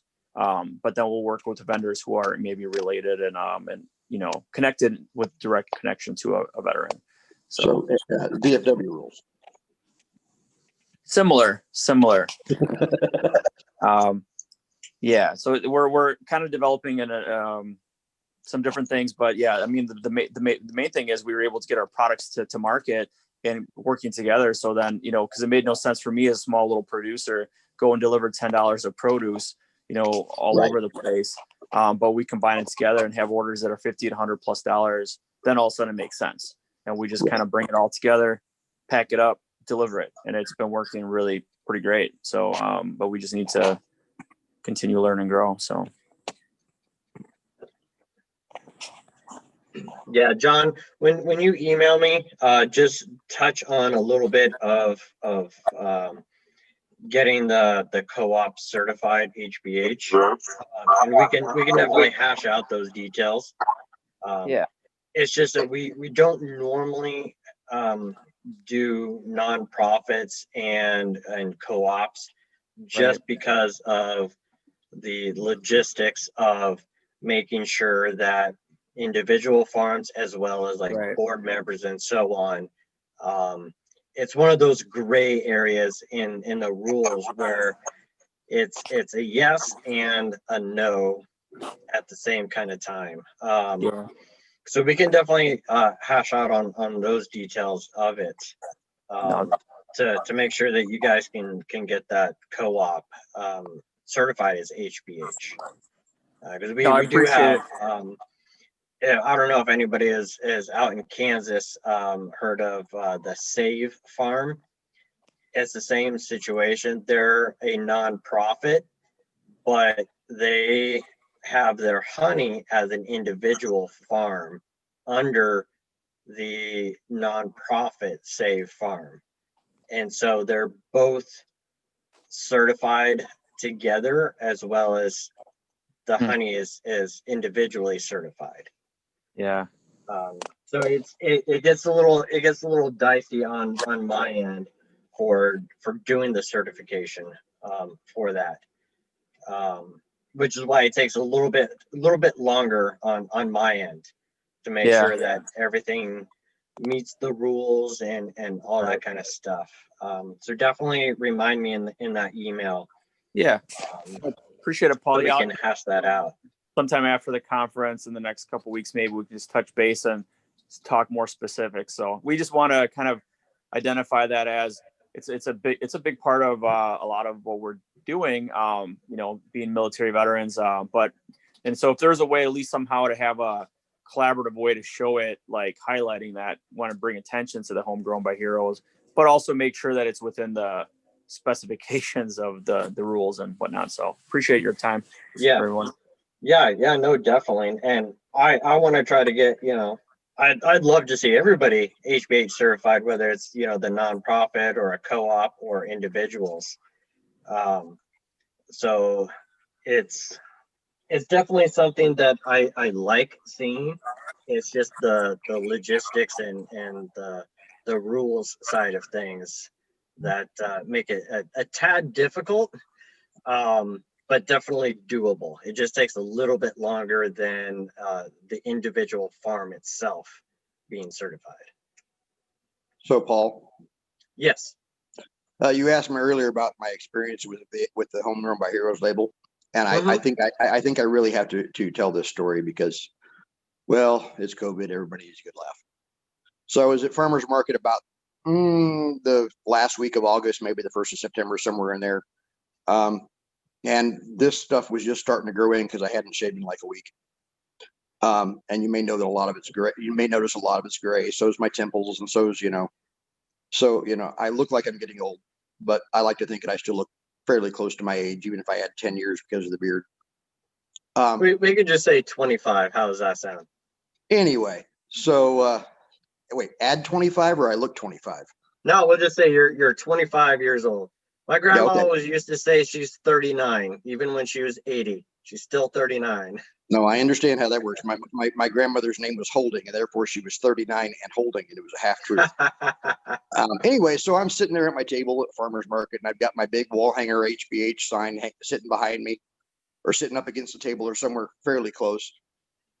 This lady walks by, she stops, she looks at the sign. I'm like, okay, I'm going to get some traction here because she's paying attention to what the sign says, and she's putting 2 and 2 together and figures out that I'm a veteran. She goes, "Oh, did you serve?" I was like, "Yes, ma'am, I did." She goes, "Vietnam?" Oh, folks, I was born in 1973. That was when I started making sure I was freshly shaved for every farmer's market. You're younger than I am. Oh. Hey, it's better than having them all tell your husband he thanks for his service when he's not the veteran and I am. Amen. Oh, Amen. yeah. You tell them, Shelley. That's the worst. Well, when I first started learning about Homegrown by Heroes, those of you who've met me in person realize my mouth tends to run away with me from time to time. And as my wife laughs in the background because she knows how true that is. Anyway, so I was corresponding, trying to figure out what the details were on doing the value added stuff and whether or not I could certify it as Homegrown by Heroes. So yeah, as long as it's produced by at least 50% by a veteran, you're good. It's like, wait, so both of my parents are veterans. Does that mean I'm Homegrown by Heroes? Like, hey, if you think you can sell yourself like that, go right ahead. I love that one. That is great. Anyway, I'm going to go grab some food, guys. So I'll turn my camera off so you don't have to listen to me or watch me. Hey guys, I just wanted to jump in here about Chris was saying earlier about, going wherever the market leads you. We raise poultry, and we've been tracking like each individual process on our farm as far as what's making money and what's not. And surprisingly, we started quail this year, a real easy thing to grow, a real easy turnaround. And we have made the most money this summer, probably on our quail as far as what we put into cost and what we got out of it. And another thing that we have done is rabbits. I can't keep rabbit meat in stock right now. So as some of you are starting your farms, I'd like to have Highland cattle out here on my farm, but the reality is my budget doesn't support that. I have a small acreage of 4 acres, and we are raising ducks and geese and rabbits and quail and kind of a hodgepodge of small animals, but we're making as much money as probably some of the beef people starting out. And our outlay of cash and things like that has been pretty low. So, just encourage you guys to think outside of the box as far as farming, whether it's jellies or whatever. Quail eggs have paved a good road for us this summer. So just to give you guys other ideas. And that's great, Shelley. That's I rarely hear from our members that are selling with the exotic meats, rabbit and quail. Some I haven't heard anybody that sells pigeon meat yet, but that used to be a thing, like 80 years ago. But I love hearing that, other people are selling those exotic meats and eggs. And are both of those doing really well as far as cash flow and sales? We have not harvested any quail meat so far on our farm. We have just done eggs. I couldn't keep quail eggs in stock for the farmer's market. And they have just the quail eggs themselves. They've paid for my cost of the quail. They've paid for new cages. They've paid for all of their feed, everything. And for just a small startup amount, I was pretty impressed with the turnaround. Same with our rabbits. What do you charge for a dozen quail eggs, Shelley? I'm getting $5 a dozen on my quail eggs right now. I could get a lot better price up in the cities, but it's too far to go to justify my cost to going up there. But the quail eggs alone have brought in more customers to our market booth. They always got to stop and ask what they're about. And because of that, we start up conversations. I'm selling them whole chicken. I'm selling them cut up chicken, ducks, turkeys, other things that I sell. And a lot of that's coming just from the talk that comes around the quail eggs sitting out there on my table. We had a similar experience with goose eggs this year. Those things were ridiculously huge as compared to a chicken egg, and people were just in awe.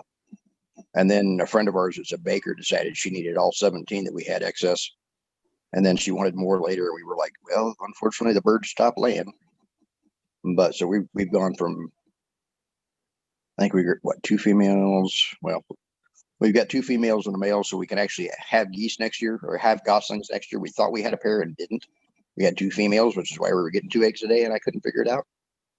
I just thought they were extra prolific. But yeah, no, the exotic eggs, if you're in a community where there is a little bit less, because I talked about earlier, the reason I started doing value added was the duck eggs. Then everybody you've got duck eggs when I tell them the story, because everybody down here is very open to that idea, especially the people that bake, realize that waterfowl eggs are a lot thicker, and so they do a lot better with baking. Which is why I'm not entirely convinced that I will be selling goose eggs next year, because we might just put them in zucchini bread. We can't keep duck eggs in stock right now. Neither can we with the quail. I wouldn't sell goose eggs because I have a waiting list for goose meat, especially for the holidays. Right. So our goal with the 15 we've got out there now is to bring the eggs in and incubate them. But yeah, just of alternatives out there to the hogs and the beef and stuff. I mean, it's been amazing to me on my little 4 acres, the amount of income that we can generate just off of the alternative. I always have to laugh when somebody calls rabbit meat exotic, because we grew up on a farm and rabbit meat was the easiest to move as far as family meat, but it is considered an exotic meat now. So yeah, I know it's unfortunate. One of the nice things, and I see you're still here, Jacob. One of the nice things about rabbit is that it's kind of nice. It falls into a gray area. USDA considers it to be exotic, and so you got to have special licensing, just like as if it was bison or if it was elk or something like that. In Kansas, there's actually an exemption for home processing rabbit meat. It looks almost identical. It's almost verbatim identical to the one for chicken. That both Right. Yeah, exactly. I don't raise rabbits. I buy some off of another lady. I have too many irons in the fire, but yeah, absolutely. Like we process our own ducks and poultry, but we don't mess with the rabbits, but she does, and she doesn't have to deal with any of those regulations. So. Wait, are you playing up by the state line? Nope, right by Fort Riley. Oh, okay. I know the Minnesota Shelley, Department like of you were Ag. saying before, I'm sorry. Go ahead. Oh, I cut you off. Yeah, in Minnesota, our rabbit falls under the exemption for poultry. They acknowledge it's not poultry, but there's so few of us doing it that they just say, go ahead. So I'm going ahead. Yeah, absolutely. If I could remember. But you're how to- absolutely right, Shelley, with diversified small farms. You know, we have cattle and other things, but that's not the majority of what I sell. Most of it's, you know, our eggs, our pork, our sheep, you know, not huge animals, but most of what we do is low capital input. I have perimeter fence, but most of what I use is polywire, electric netting, all my chicken tractors. Those are things we build. So very low capital input. So, you know, you really don't have a lot of need for debt, which is really important for a lot of people. So, Well, I'm guessing you're probably in about the same boat I am up there, Jacob. You know, I live at the south edge of the Flint Hills. You're up on the north end. Everybody and their dog has cows. Yep. I mean, it's like they're like central Kansas farmers tried to recreate the bison herd. And so if you're trying to sell beef of any size, shape, or form, there's like 4 other people at any farmer's market, you know, and that's a small town farmer's market. You go to Wichita, there's like hundreds of people, you know, it's like you line up and there's like cattle trailers full of coolers because that's how they haul their beef.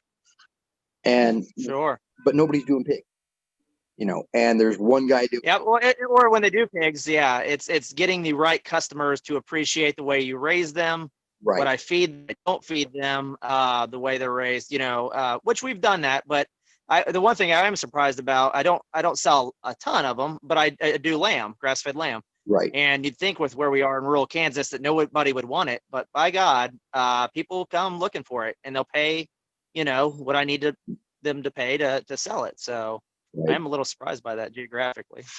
But what blew my mind is we had to home process a pig, mainly because there were 5 of them out there, and one of them was getting too huge and obnoxious, and kept getting out of the pen, and my neighbors were getting cranky at me.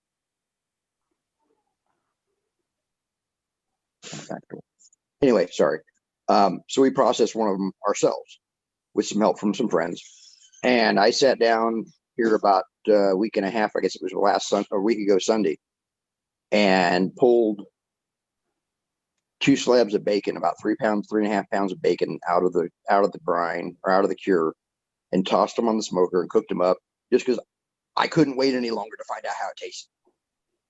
And you may have, I posted the picture I took of the bacon in the activity feed earlier. There was like no fat on it at all. Yeah. But, you know, so just because, you know, with Facebook, you got to keep your face out. You got to keep your stuff going with your customers so they keep track of you, so they don't lose track of you. They don't forget about you. So I just randomly posted a picture of this bacon saying, hey, here's version 1.0. I can't believe of our bacon. I can't believe how lean this is. And 5 minutes after I posted it, I get a message from one of the city commissioners in Ark City going, how much for the bacon? Like, I can't sell it to you. We killed it ourselves. Right. I'm sitting here going, this is rural Kansas. I can probably pull this off if I get creative. How do you feel about a $20 jar of jelly? I'll throw in a couple pounds of bacon with it. But yeah, I mean, it's like, I was amazed at the response. It's like and apparently there's a special way of cutting pig that involves like running a knife up the ribs and getting all the meat all the way up the side. So it's not just the pork belly, it's also the side. And yeah, apparently that's going to be on my cut sheet when I take them to the butcher, because I'm going to need all the bacon I can get, because I have a habit too. And something we've learned with social media is that, you know, you can post all these beautiful little pictures of baby ducks and baby chickens, but when you're trying to sell meat, that doesn't actually sell your meat very well. But we have inadvertently started a little thing where we, you know, this is what went wrong today on the farm. And one of my summer posts was, I accidentally got locked in the duck pen, which is only about 3 feet high, by one of my goats. And we got more engagement and more input from that, just being really silly about the fact here I am hanging out with the ducks because I'm locked in here till somebody comes and gets me out. I think I saw that. Yeah. we might have another one today about what you do when you're on a virtual conference and you have to chase 60 quail that got loose. But yeah, hence why I'm drinking margaritas tonight. You know, that's one of the, you know, that's one of the really cool things. You know, I have some friends at one time we do like an every other day video on their farm talking about how they raise their pigs and how they move their cattle, that type of thing. And so, well, he's getting a lot of traction doing that. I think I'm going to try that. So I just started doing, you know, goofball stuff, you know, hey, you know, we're here, you know, of course the geese and the ducks are being geese and ducks in the background, so I can't barely understand what I'm saying, let alone, you know, what, you know, anybody else that's listening to the video. And, you know, and then I started doing, you know, like I was making jelly, and so I do, you know, pull the camera in and show the jelly boiling in the pot, you know, and simmer and all the beautiful colors coming out of this pot, and this type of thing. And, you know, the traction, not just because I was being, you know, stupid, like the day I dumped a jar of jelly over my stove. I didn't get that person because I was doing something else at the time. It's still a jelly, but, you know, just the videos that show people who are, you know, they know it comes from your farm when they buy from you, but when you show them the processes, that really seems to help. You know, whether it's this is how we move our chickens, this is how we move our hogs.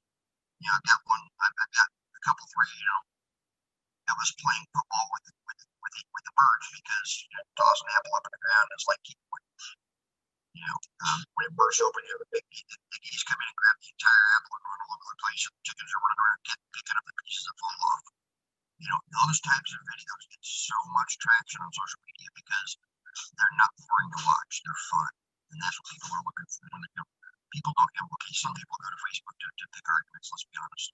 But a lot of people that, you know, their customers are the ones that are there to, you know, it's a way of finding something fun to watch, and they're looking for things that are fun and they're entertaining. And that entertainment value seems to help because they keep coming back, even if it's just. Chris, I don't know if it's my connection, but I think I lost your audio or it was coming in choppy. Shelly, is there any particular breed or I guess species of quail? I don't know what the appropriate term there is, but anything, I mean, that seems like something we might consider. We are raising Cortnix quail. Yeah. Okay. We actually had my sister call me and say, hey, this guy that breeds quail for a farm and for hunters had a cellar fall through. And I know you've been talking about quail. So we went down and bought 100 quail. And I had to come home and scramble for a place to put them. But our quail aren't actually big enough for meat. They're just not off of the kind of size that we need for quail meat. But it was enough to get us in the door selling eggs. It was enough to get us familiar with raising quail, you know, to practice on them per se before I go in and invest the $3 a quail to get the larger ones for meat. And so sometimes, you know, that's not a bad way to go because I'm making errors for with my quail, learning, but they only cost me 80 cents a piece. So. Yeah. And I'll throw something else when it comes time to do meat. With those, especially with those exotics. Shelly, I know you're in a relatively, we'll call it a gun-friendly area. Yeah, got a lot sometimes. of area. You know, I did turkeys one year, and every one of the turkeys I sold left my farm still scratching. They put them in dog kennels and took them home to butcher them themselves. What'd you sell them for, Chris? Well, the first one I sold because it was a friend of ours, and so I gave him a really good deal. And then my wife quoted the same number to somebody that asked about it at farmer's market. Right. But yeah, I ended up selling for like $25 a bird, I think. Wow. Which, you know, Okay. isn't bad. They were like 12 or 15 pounds at the time. So, but you know, if I had it to go over again, it would have been about $2. Yeah.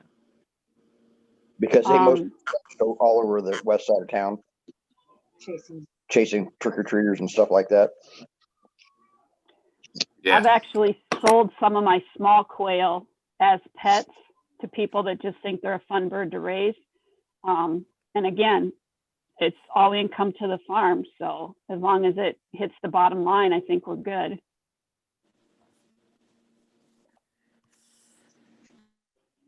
Chris, to piggyback on what you were saying for marketing that, yeah, I think with social media and that, as much as a lot of us don't like dealing with it every day because it's something else to deal with, but you know, people are so disconnected from their food in general, even in rural areas. They want to know where their food comes from, a lot of them. Some people don't. They're going to go find the cheapest thing they can at Walmart or whatever be it.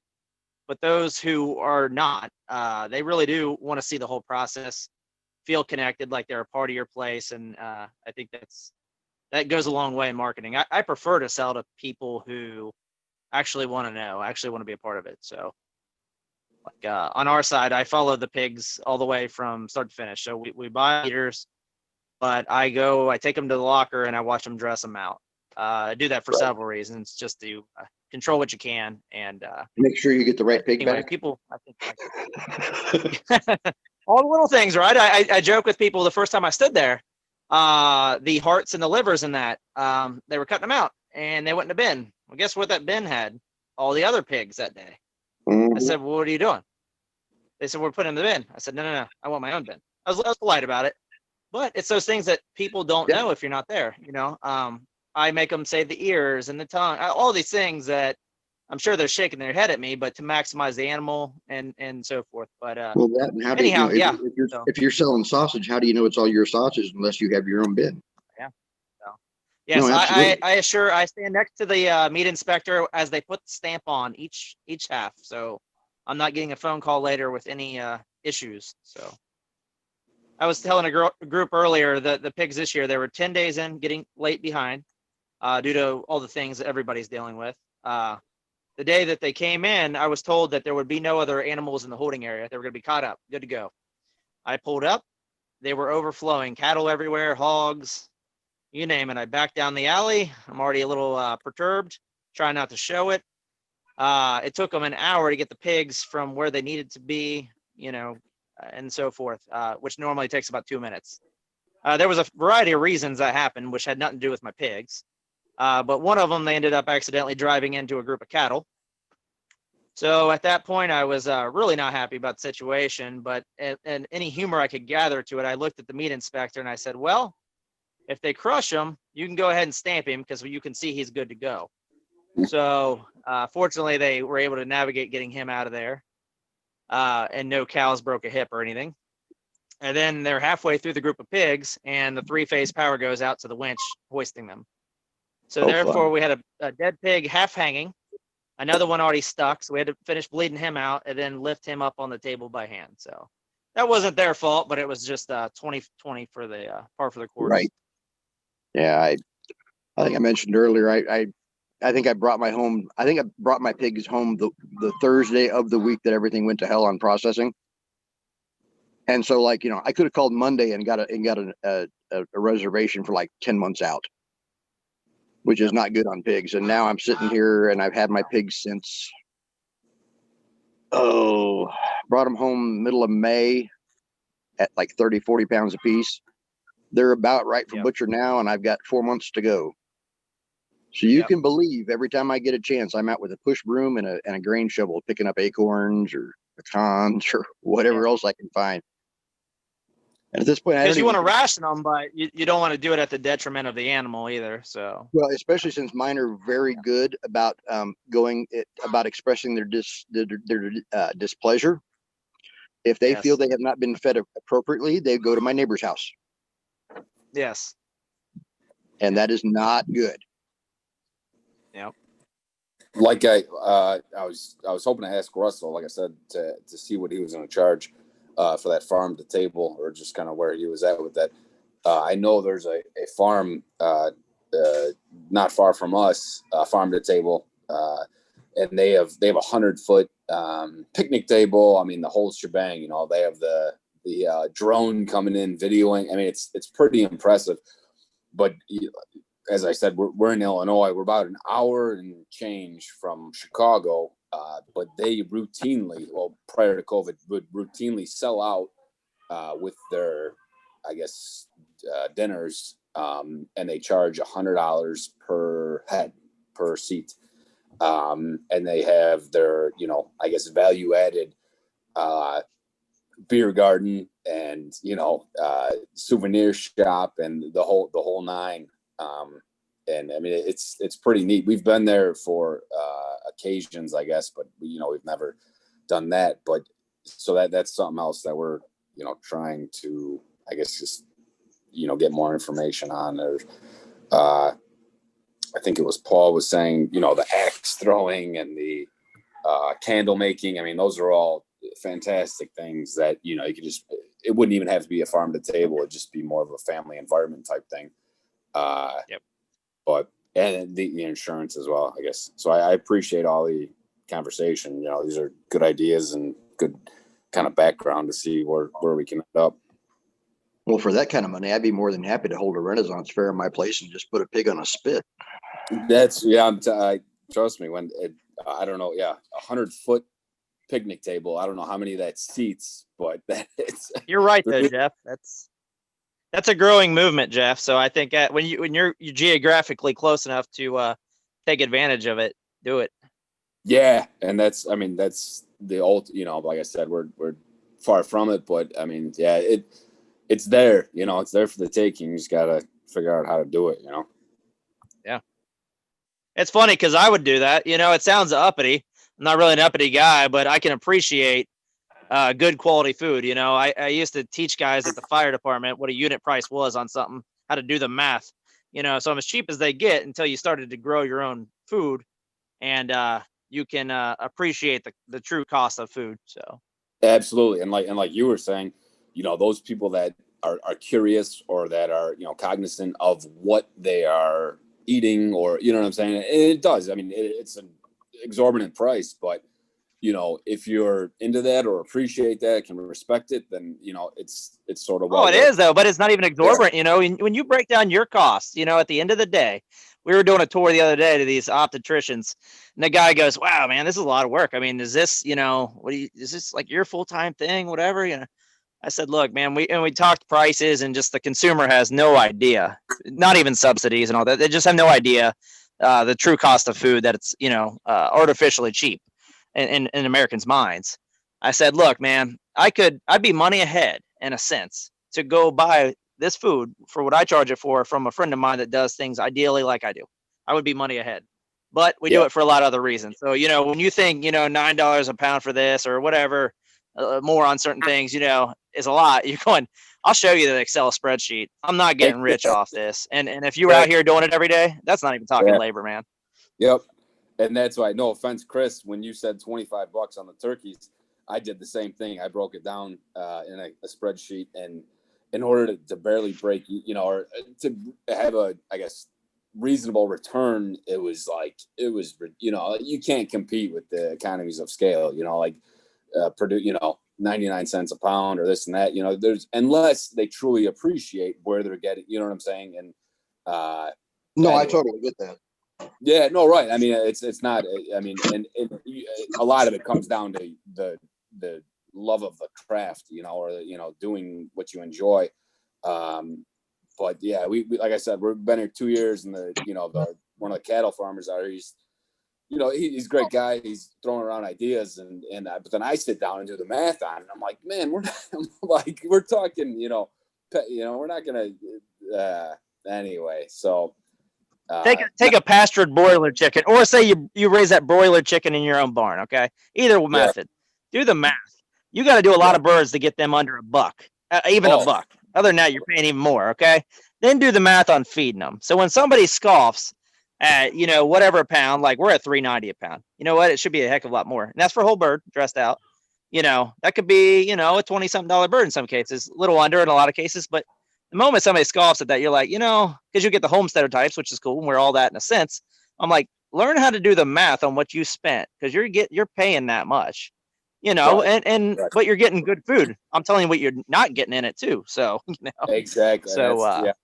Yep. No, and I'm with you 100%. I think we're all doing the right things. It's just, it's funny. My wife, in Kansas, Chris is probably aware of this. They've got this Facebook thing. You know how you can't sell meat on Facebook, but they have a Right. Facebook group in Kansas called Shop Kansas Farms. It's really neat. Since COVID started, it's given people an outlet that didn't have a marketing presence. But you'll get consumers on there talking about prices with, scoffing at them with some of these people. Sure. And I almost jump in there at the defense of these other farmers, going, you Sure. know what? Grow it yourself, buddy. And Yeah, I tell those absolutely farmers, I do says, if they won't pay it, you eat it. So, that's where I have seen you do I get a that. little testy. I think What's that's that? where you, Says, I have seen you do that. Oh, you saw my name pop up on there? Good. I knew the name looked familiar, and it just now clicked for me. What was this? What was it on? Pork or somebody or? I don't I even don't remember. know. I can't remember which time it was. Yeah. But yeah, no, it's always Because somebody got on there about price gouging and stuff, and I said, and not now this may happen on certain products, and there's truth to that, right? But don't buy it, right? Don't buy the product. But yeah.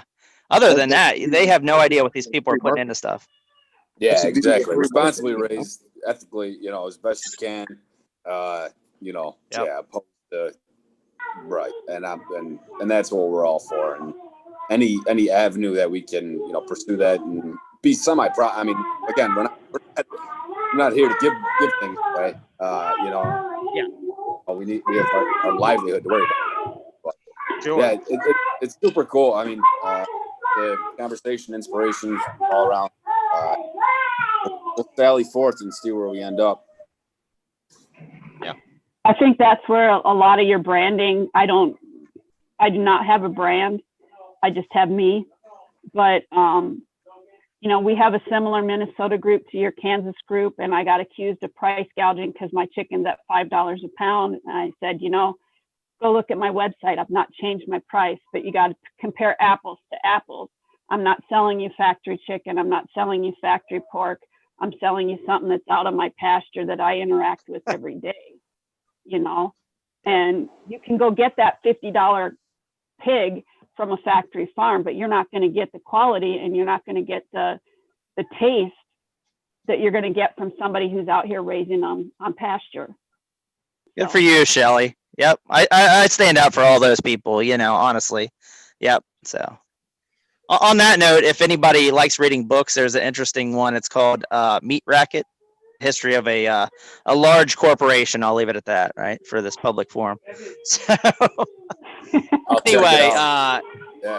we're all very interested in supporting rural America, obviously, and everyone. So really interesting book, gives a chronological history of kind of where we are in a lot of the food. So I think there's a lot of positives out there too nowadays. So with everybody going direct to consumer.